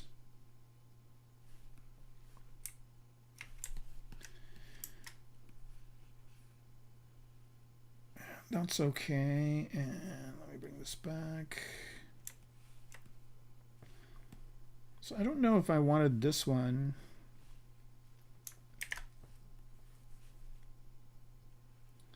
This point to be all the way down here. I don't know why it did come all the way down there. Huh. All right.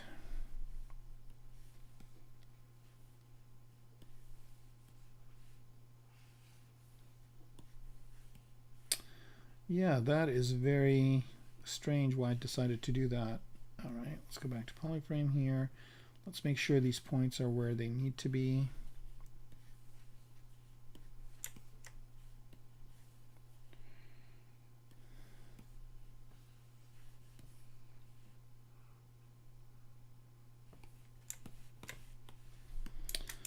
All right, going back to solo mode, there's this piece, and again, it's just establishing the planes is going to be the kind of the interesting part.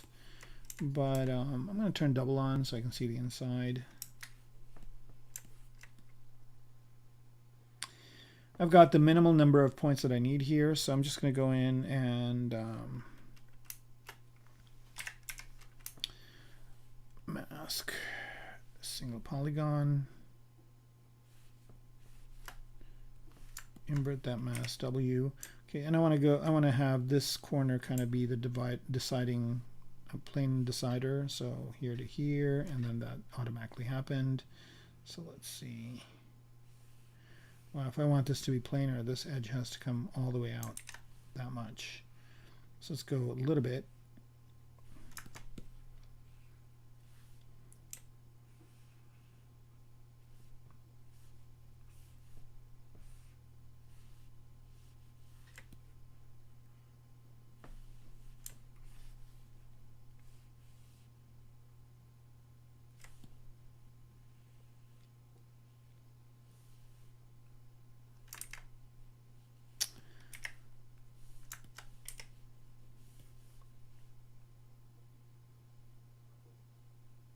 All right, that's good. All right, so now I've got kind of that shape happening that I want, and then I'm just going to add some dynamic and thickness to it. Solo it out.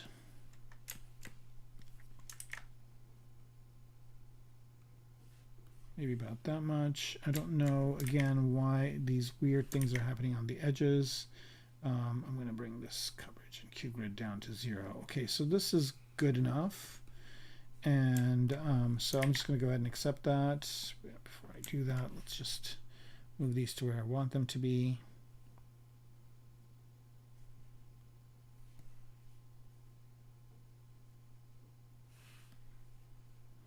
Again, you want to get to a point where you're only working with the minimum amount of points, but getting the shape you want.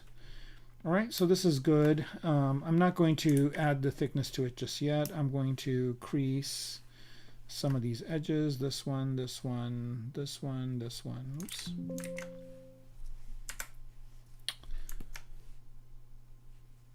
And I'm just going to make sure that this isn't masking.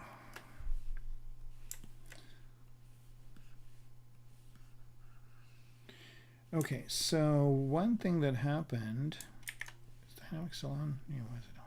Right. Okay, I'm just creasing the edges that I want to bevel, and the outer edges as well. I could probably crease every edge here and be fine.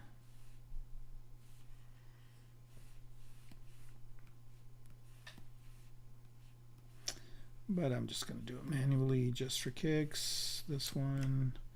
And a good way to kind of test it is if I'm going to turn thickness off, but I'm going to add 2 subdivision levels here. And this is kind of where you can test your bevels to see if you got what you want.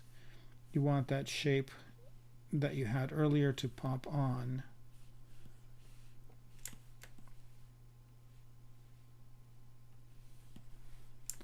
Right, you can kind of see this stuff going on around the edges here, but that'll get fixed once I bevel these edges as well.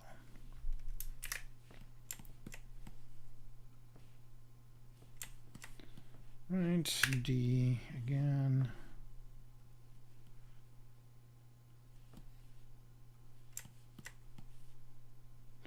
I like doing this kind of work a lot because I think it creates a really nice skeleton or kind of a nice base to start modeling from. I think it might be easier to just bevel to crease everything and then uncrease points because I'm doing a lot of creasing. So I'm going to go the other direction. I'm going to go geometry here and crease all, and that gives me everything. And I still don't know why I am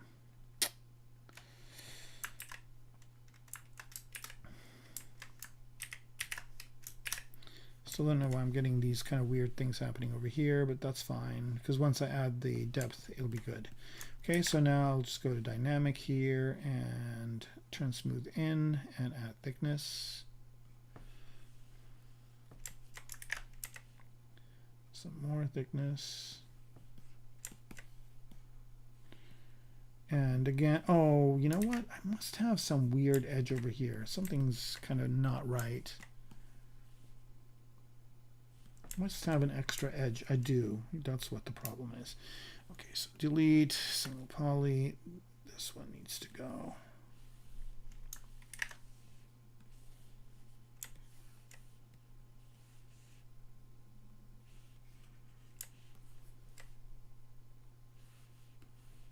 Yeah, see this little thin poly here? That needs to go away.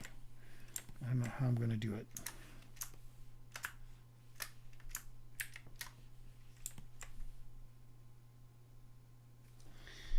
All right, so I'm just going to go here, say do nothing for that, for edge, do nothing for point, and delete a poly. Let's see if this works. D.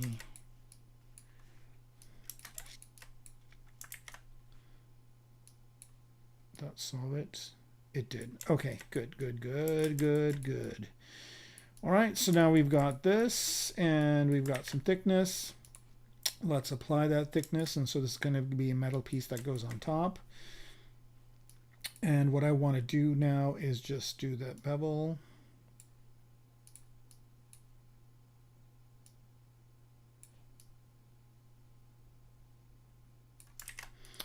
Right, so I'm still getting a little bit of like these weird angles here, And so I'm just going to go ahead and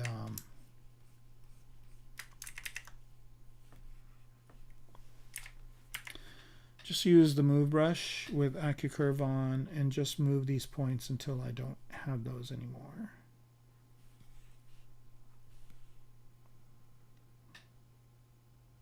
A good way to do it is just kind of align a couple of the points, and then you can see this is why it's not planar, is because this, you know, is jutting out too much. I think that's this point right here. And if I bring that in, now this is planar and it's good. And I'm going to do the same thing over here. I'm just going to align these two top points. So I aligned that. And then what I want to do is I want this to kind of be a straight line. Move these out. Move this one out. All right, so now this is a straight line, so that's more planar. Oops. Yeah, I don't want to be hitting it with that smooth. The minute I do that, it's really destructive. So again, just minor adjustments. Okay, so now that's a planar thing. And when I bevel now, it's going to look a lot better. This one right here is a little bit funky. So again, let's align these 2 points and then move this one out to match that. And same thing here, aligning these points, moving this bottom one to match that one. Right, so that's kind of doing what I wanted it to do. And, you know, let's see what the bevel looks like now. Better, much better. And I don't know if I'm going to do that kind of cobra looking thing over here. I'm just going to, before I do the bevel, lift this up. Let's see if this works better as a straight line. Or just have a very minor kind of indentation. And bevel again. Oops.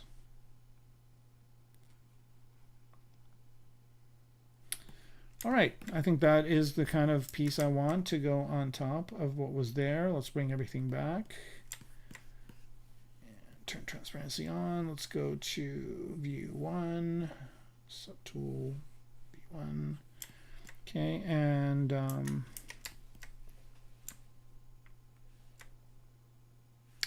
let's move that out a bit. And that's going to be the piece that's going to be on top. So now I've got a really nice hard surface piece that is kind of on top over there. And I probably will have something intersecting through here just because I think, yeah, I don't want to lower this any further. Oh, man. All right, I'm going to do that before I did the bevel. And let's just move this into place first.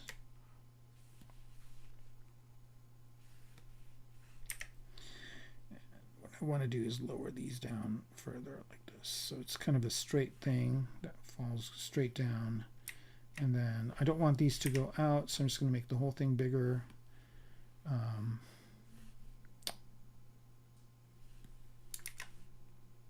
Like that. Okay. And I'm going to mirror and weld this thing just to get symmetry. And the thing underneath it isn't what I need it to be. That's fine. Now the only thing is, I wonder if I should create. Did I create weird junk? It did. Just added these weird outside parts. What's going on before?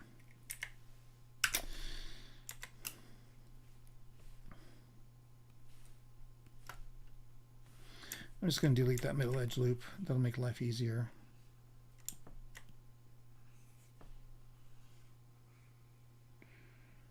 So this has the thickness built in, that's fine, and then let's just do the bevel now.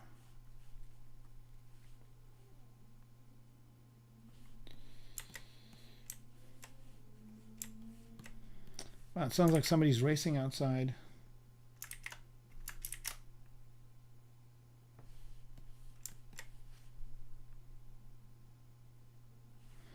How about that kind of a bevel? All right, so this is good. Now I'm going to mirror and weld it. Okay, now I got that symmetric line, and this is all very good. Now the thing underneath could use some mirroring as well. So I'm going to mirror weld that as well. Okay, so now I should be the same on both sides. It is. And I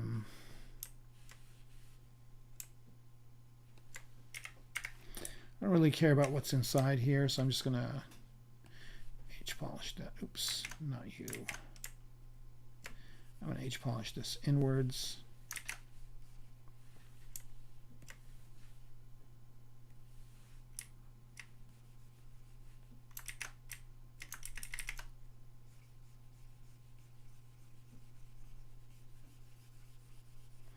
So I get that outside piece to kind of poke through. Right, so that'll be the inside part, and this will be the outside part, and yeah, so there it is. And now I'll start kind of looking at this guy over here. And I could probably add some manual subdivision levels, so I'm going to do that. And I'm going to use the insert, but with multiple edge loops, and also leave this on specified no elevation, but interactive resolution. So now I can just add edge loops going this way. I think that's good. And I just want to match what's happening in the bevel. Same with here. And I mean, I could have these could be features as well of the thing. Like I could just indent all these and it'll be like a nice ridged line here, which is not what I'm going to do. All I'm doing here is just adding resolution. So it's like subdividing, but doing it manually. So here we go. And I just want to get these polygons as close to a square shape as possible. So let's do these inside parts. Oops. Right. I'm losing a lot of my subdivision levels, and I can keep the actually let's do that. I can just say keep polygroup, and then all it will do is just add the subdivision levels. I think this might be a better idea right here. So I'm maintaining my previous polygroups. I'm not adding all these new polygroups. Okay, and then here I'm just adding more. Again, all I want to get is as close to a square shape as possible. And so this is kind of like subdividing, but doing it manually.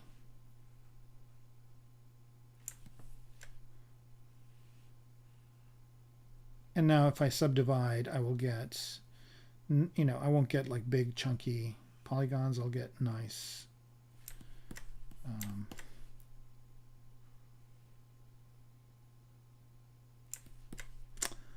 all right, so now this looks a lot better. And just to kind of give you an idea, could have added one more subdivision here. So here I'm just going to go to 1 and just do this.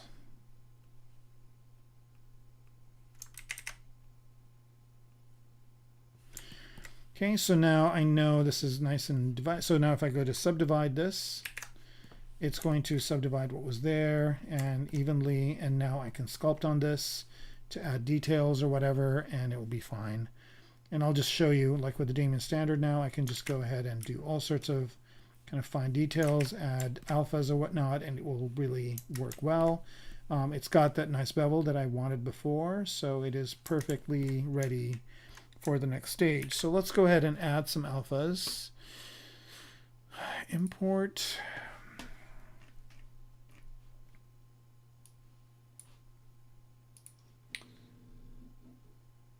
And let's go to alphas. Prime.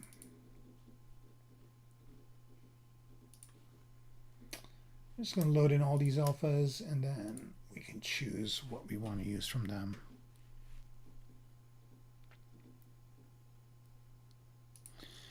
Right, so let's say we want to go with this alpha right here, and well, I should pick the right brush for this. I think it's here somewhere. Where are you? AK mixed up. Okay, And for the alpha, we're going to choose, let's see, what's a good one?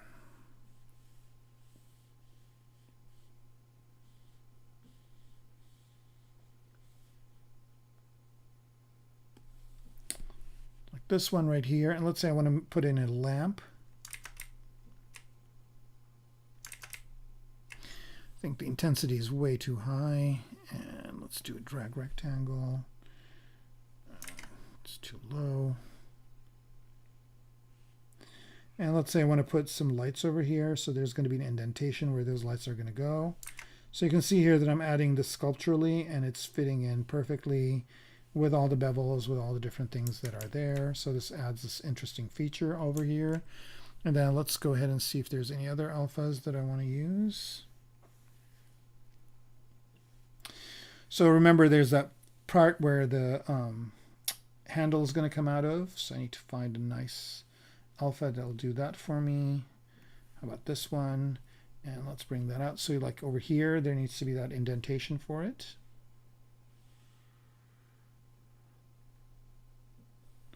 See if that'll work. Good, but needs to be lower. So here I'm just going to turn transparency with ghost on and put that where I want it to go, like about maybe there.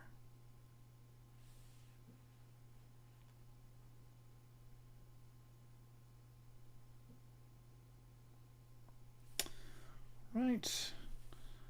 And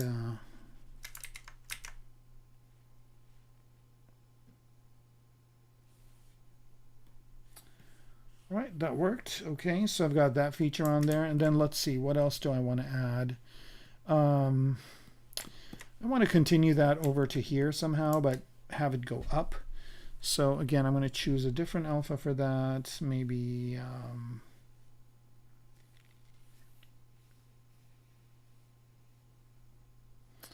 let's do this one here, and let's go ahead and I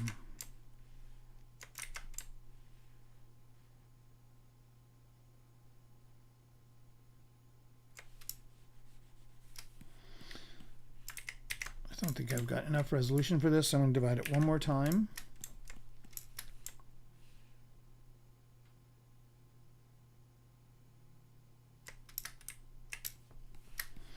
Right, so that added this kind of lip over here. It's a bit much, but easily fixed.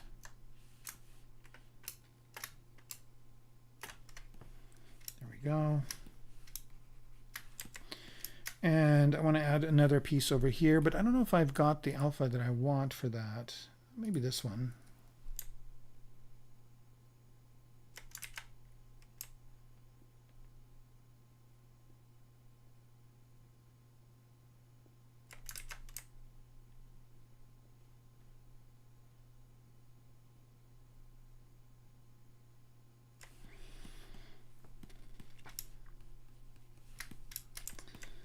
Right.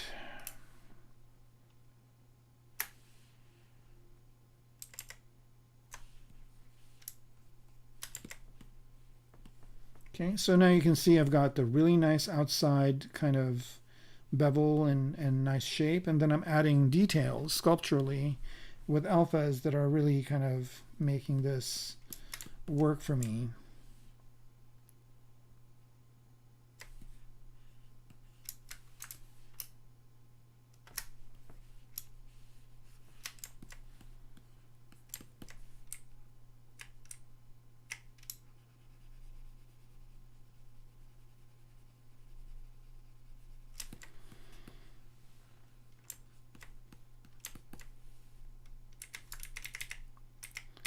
I don't know if I like what that did.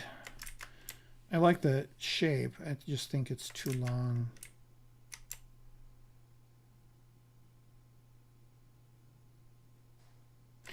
No, maybe something different. Let's try this one.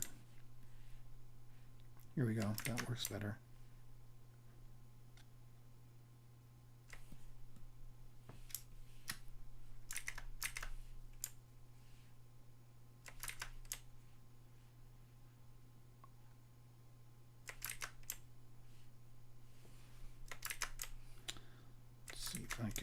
drop it here.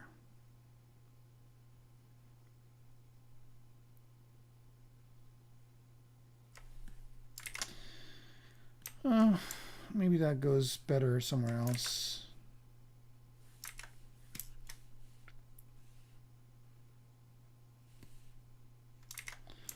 No.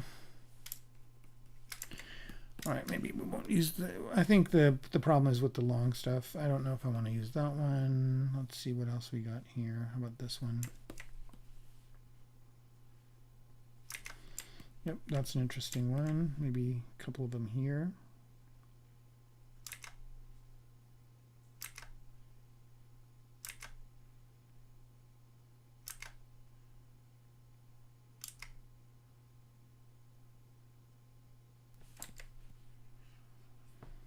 That works.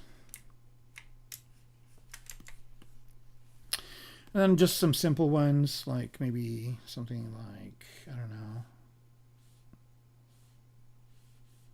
this. And put those over here.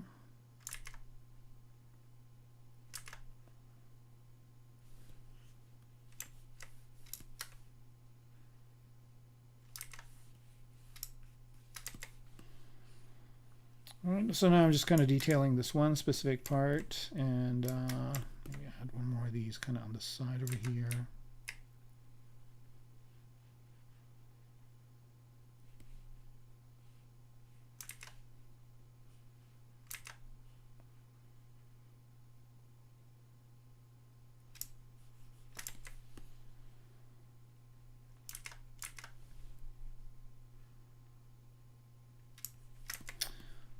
Better.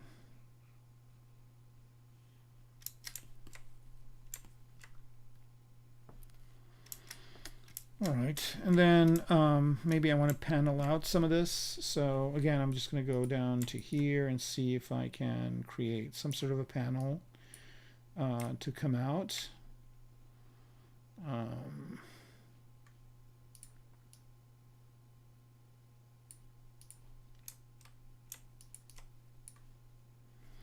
I'm just going to drop down in subdivision level and pick out what I want that to be.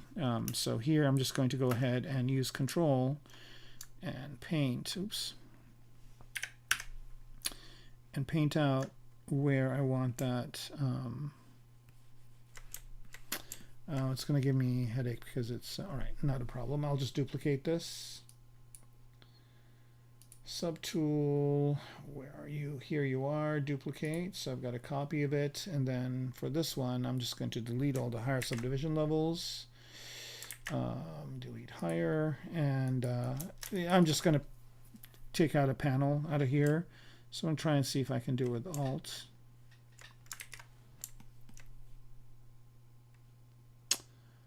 Alt and why can't I select? I'm on ZModeler. I do have a, just kind of limit what we can do here. Do nothing for edge, do nothing for point, and for polygroups, we can do it this way as well. Polygroup, a single poly. And let's see if Alt works now. Non-symmetrical operation. What the heck?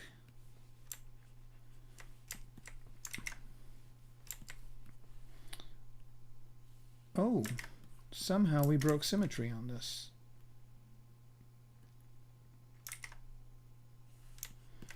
That is strange. So I'm going to delete this one and go back to the one we had earlier. Where is it? This one.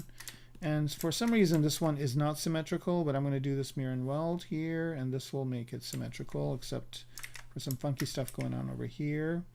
So I'm just going to turn off symmetry and move this until we can get that line in the middle. A good way to solve that problem also is, well, if you had one subdivision level, there's an easy way to fix it, but I'm just going to move this out this way. We'll get it.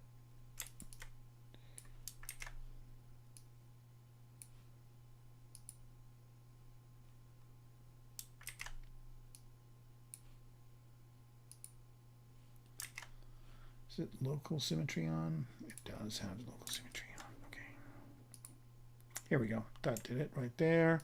Now we have that central line, and we know we are mirrored, and we know that we have our subdivision levels going up.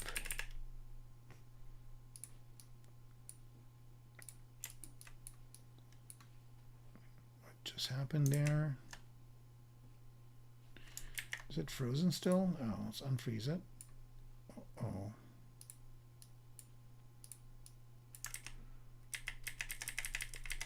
Yeah, we should unfreeze the subdivision levels before we do that mirroring. It's still gonna, oh man. All right, well, if I unfreeze this, then it's going to destroy it. So I'm going to, let's see, what would be a good way to fix this? I mean, the subdivisions are there. I just don't need them. What I'm going to do is go to the maximum subdivision level, delete all the lower subdivision levels, and then hit this, which should give me, man, I'm not going to be happy with what's going to happen here, I think. Yep, I thought so. All right, well, I think I needed to unfreeze the subdivision levels before I added the alphas. So not a problem. We can re-add the alphas. So we're here. Before I do this one, I think here's where I unfreeze them. It still wants to do that.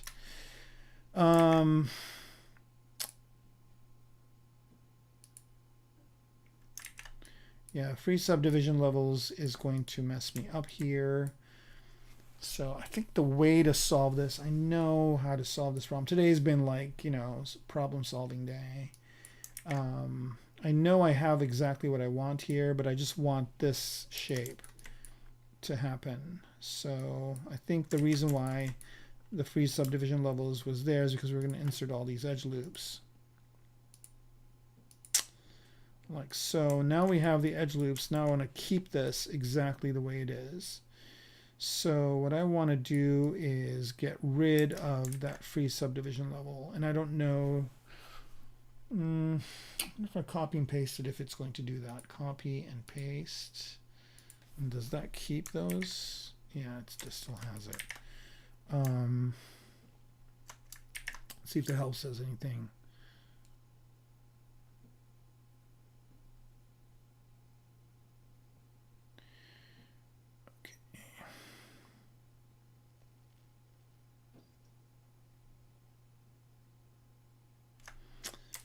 All right, well, what if I don't want the higher levels? Let's see, can I delete the higher levels? No, I can't. I can't do anything except hit this button. And once I do that, I'm going to get that funk to happen. But I know what I could do here is I could go ahead and store a morph target. Here we go, and then do this. And then let's bring the target. Oh, did it keep the morph target? No, it did not. How do I solve this problem?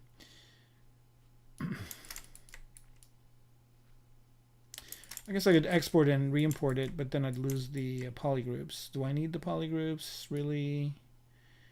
I don't.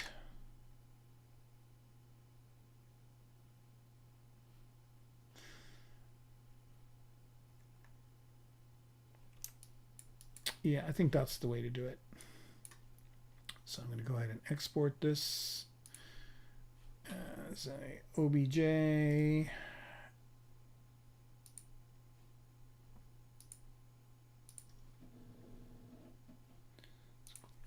Folder here, OBJ, and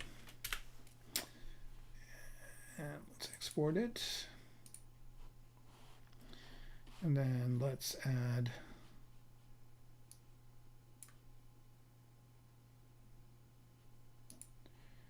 these guys and import it into there, and let's see if that will work. Import, open, okay, that did it. So now I don't have to deal with the freeze subdivision levels or anything like that. I've got exactly what I want in the shape, and then I can subdivide this as needed. Now the only thing I did lose was the polygroups, but I didn't really need them anymore anyway. So I'm good. That is the way to solve that problem. And all right, so let's see here. So this is the one with that free subdivision levels issue. I'm going to move this one into a, let's create a folder here.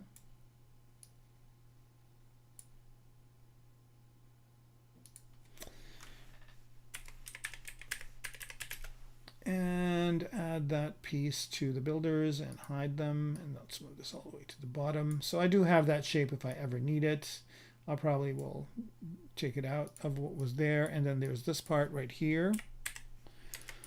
And I can just go ahead and do those things that I just did. All right, so I'm gone quite a bit over time here, but amazingly, a lot of you have hung on. Thank you very much. I'm going to go do these details right now, and then once I do the details, I will end the stream there. So this was kind of a little bit of a longer stream than usual, but hey, you know, I'm having fun, and hopefully you are too. Okay, let's go back to this guy. We still have our alphas, and let's do a different alpha scheme now this time. Let's do right, so we still want that middle part, and that's going to be critical, so that's here. And again, we don't want drag rectangle. And just to remind me where that thing was, it's over here, and we were going to go this way. Let's make sure symmetry is on.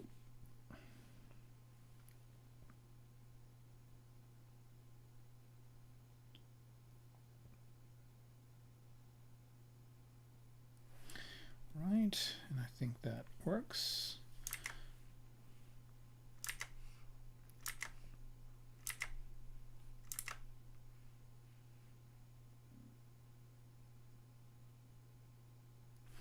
There, perfect. Solo that out. Okay, and that's kind of good for the scoop that thing's going to come out of. That works great. Now let's do some of the other things that we did.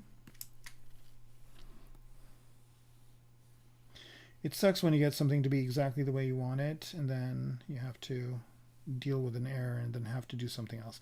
Sometimes you get something better. Let's see, let's try something else here.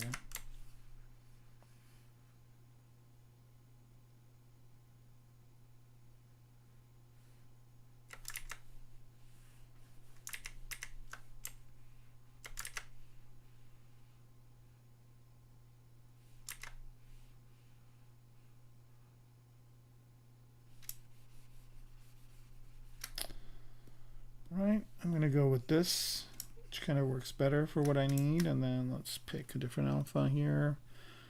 Let's pick, how about this one?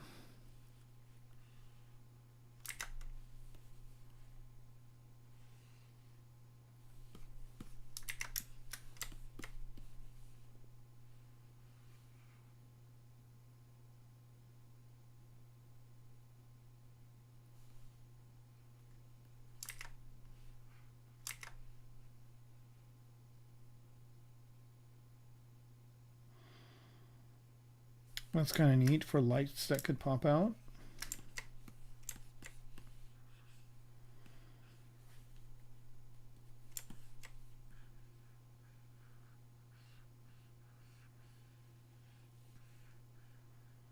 All right, I'm just gonna, what has happened here? I've got,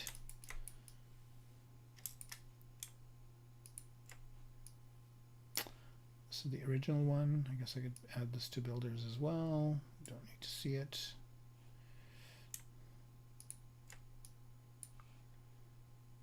We don't want that one. We want this one. Right, why are there even more of them showing up? This one we don't need also. Let's move that over to here.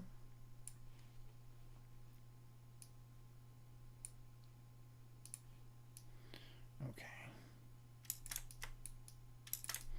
I kind of like these kind of cobra eyes kind of looking things that they have here, but I will probably have lights coming out of here. Like I probably will extrude this part out. Okay, and then I just want to create a panel over here. That's kind of what started the whole issue we had earlier. So I'm just going to go polyframe, solo that out, drop down in subdivision levels.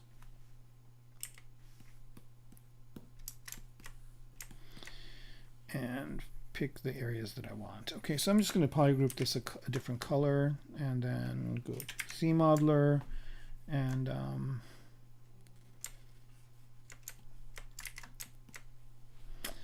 do the thing that I did earlier, exact same steps, where I just duplicate that part and delete the lower subdivision levels, or the higher subdivision levels, sorry, and then use Alt. Yep, this is what I've been wanting to do this whole time. Why is this losing symmetry? It's very strange.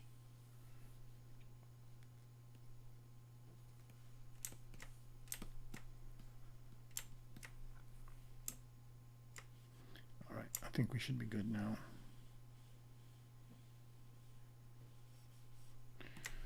Right.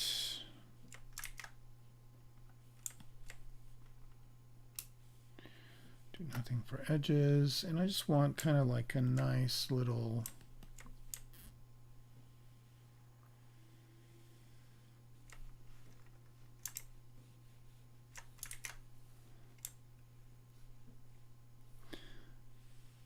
right. So I just chose all this, and then what I'm going to do is say polygroup, a single poly,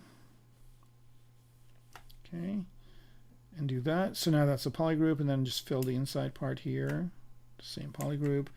Okay, and what I want to do is I just want to create a panel with this. So I'm going to delete everything else and take this and give it a little bit of thickness. So I'm just going to Q mesh it. I can do it different ways, and I'm just going to Q mesh it up. All polygons, something like that. Then let's just unsolo that. So this is just a panel that is going to be over here, and let's go ahead and subdivide this a couple of times. There.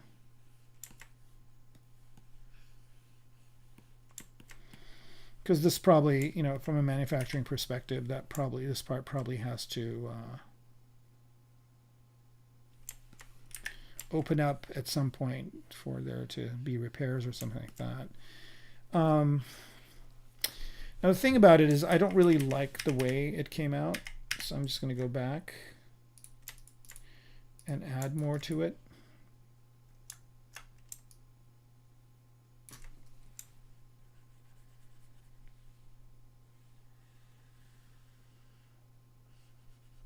Because probably they wouldn't have that panel just kind of be flat.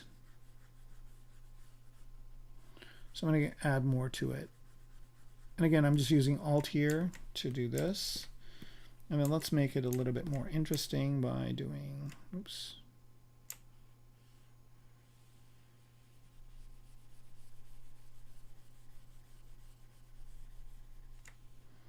Right, polygroup it. Oh.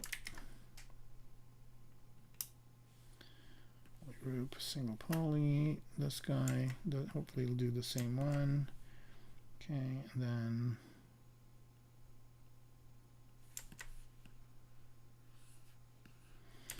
all right, and then we just want to keep this polygroup, delete the rest, and then I'm just going to hit escape here, Q mesh this up like this a little bit.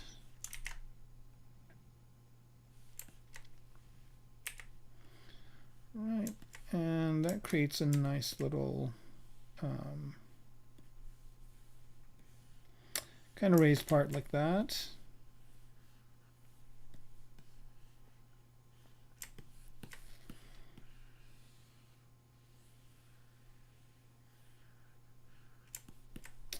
So I'm going to do one more thing here.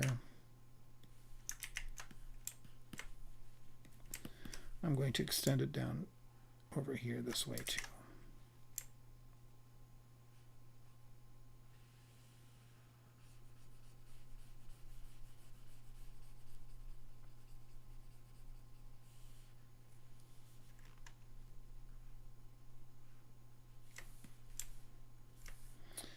I don't know if you guys are aware of that they added the capability to do this, where you basically can go with Alt again, and it will revert it back to the polygroup it was before. So I'm going to do something like this in the front, So they would be kind of like hinges or something that would open that up. Okay, and then polygroup, QMesh, not QMesh, but polygroup. Okay, and then now I'm just going to keep this. Delete hidden.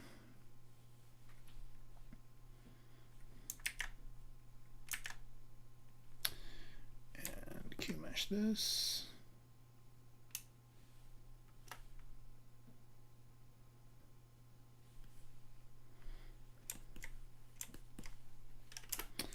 And I'm going to shore up these edges just a little bit, just so I can get some interesting angle here. So I'm just going to go ahead and insert a single edge loop, add one over here, add one over here. And then let's see what we get. I think that I kind of like that a little bit more. Okay, good. I think that's going to be the last thing I'm going to do today. And I just created that little panel, which I can also push down just a little bit here. I just want it to be a little panel that kind of shows up. All right, so with that, I think we will stop here. I'm not going to do a render or anything for this one because, again, it's just going to be doing the same thing to the rest of the bike. But I guess this is going to be the bike that's going to be her bike, and then the other bike will just be one that's over there. I don't know how much more detail I'm going to give to it, but here's the other one. So I'll just kind of bring that up. And with that, what I will do is just leave a few more minutes. So if you have some last minute questions on what I was working on, and it looks like somebody's waving. Hey, Jason, good to have you on here. But yeah, so if you guys have any questions, you can ask them now, and you can leave them in the comments. But I'm going to end this at 10. I think we went an extra hour today, and it's been fun. Hope you guys enjoyed it as well. And I think we have one more of these this year, so not next week, but on the 20th, right before the holidays or before Christmas. So we will do one more of these, and then we're done for the year. And then we'll start over again in January. So with that, I want to wish everybody a good night and a good day wherever you are, and hope you enjoyed the session we had today. And then we can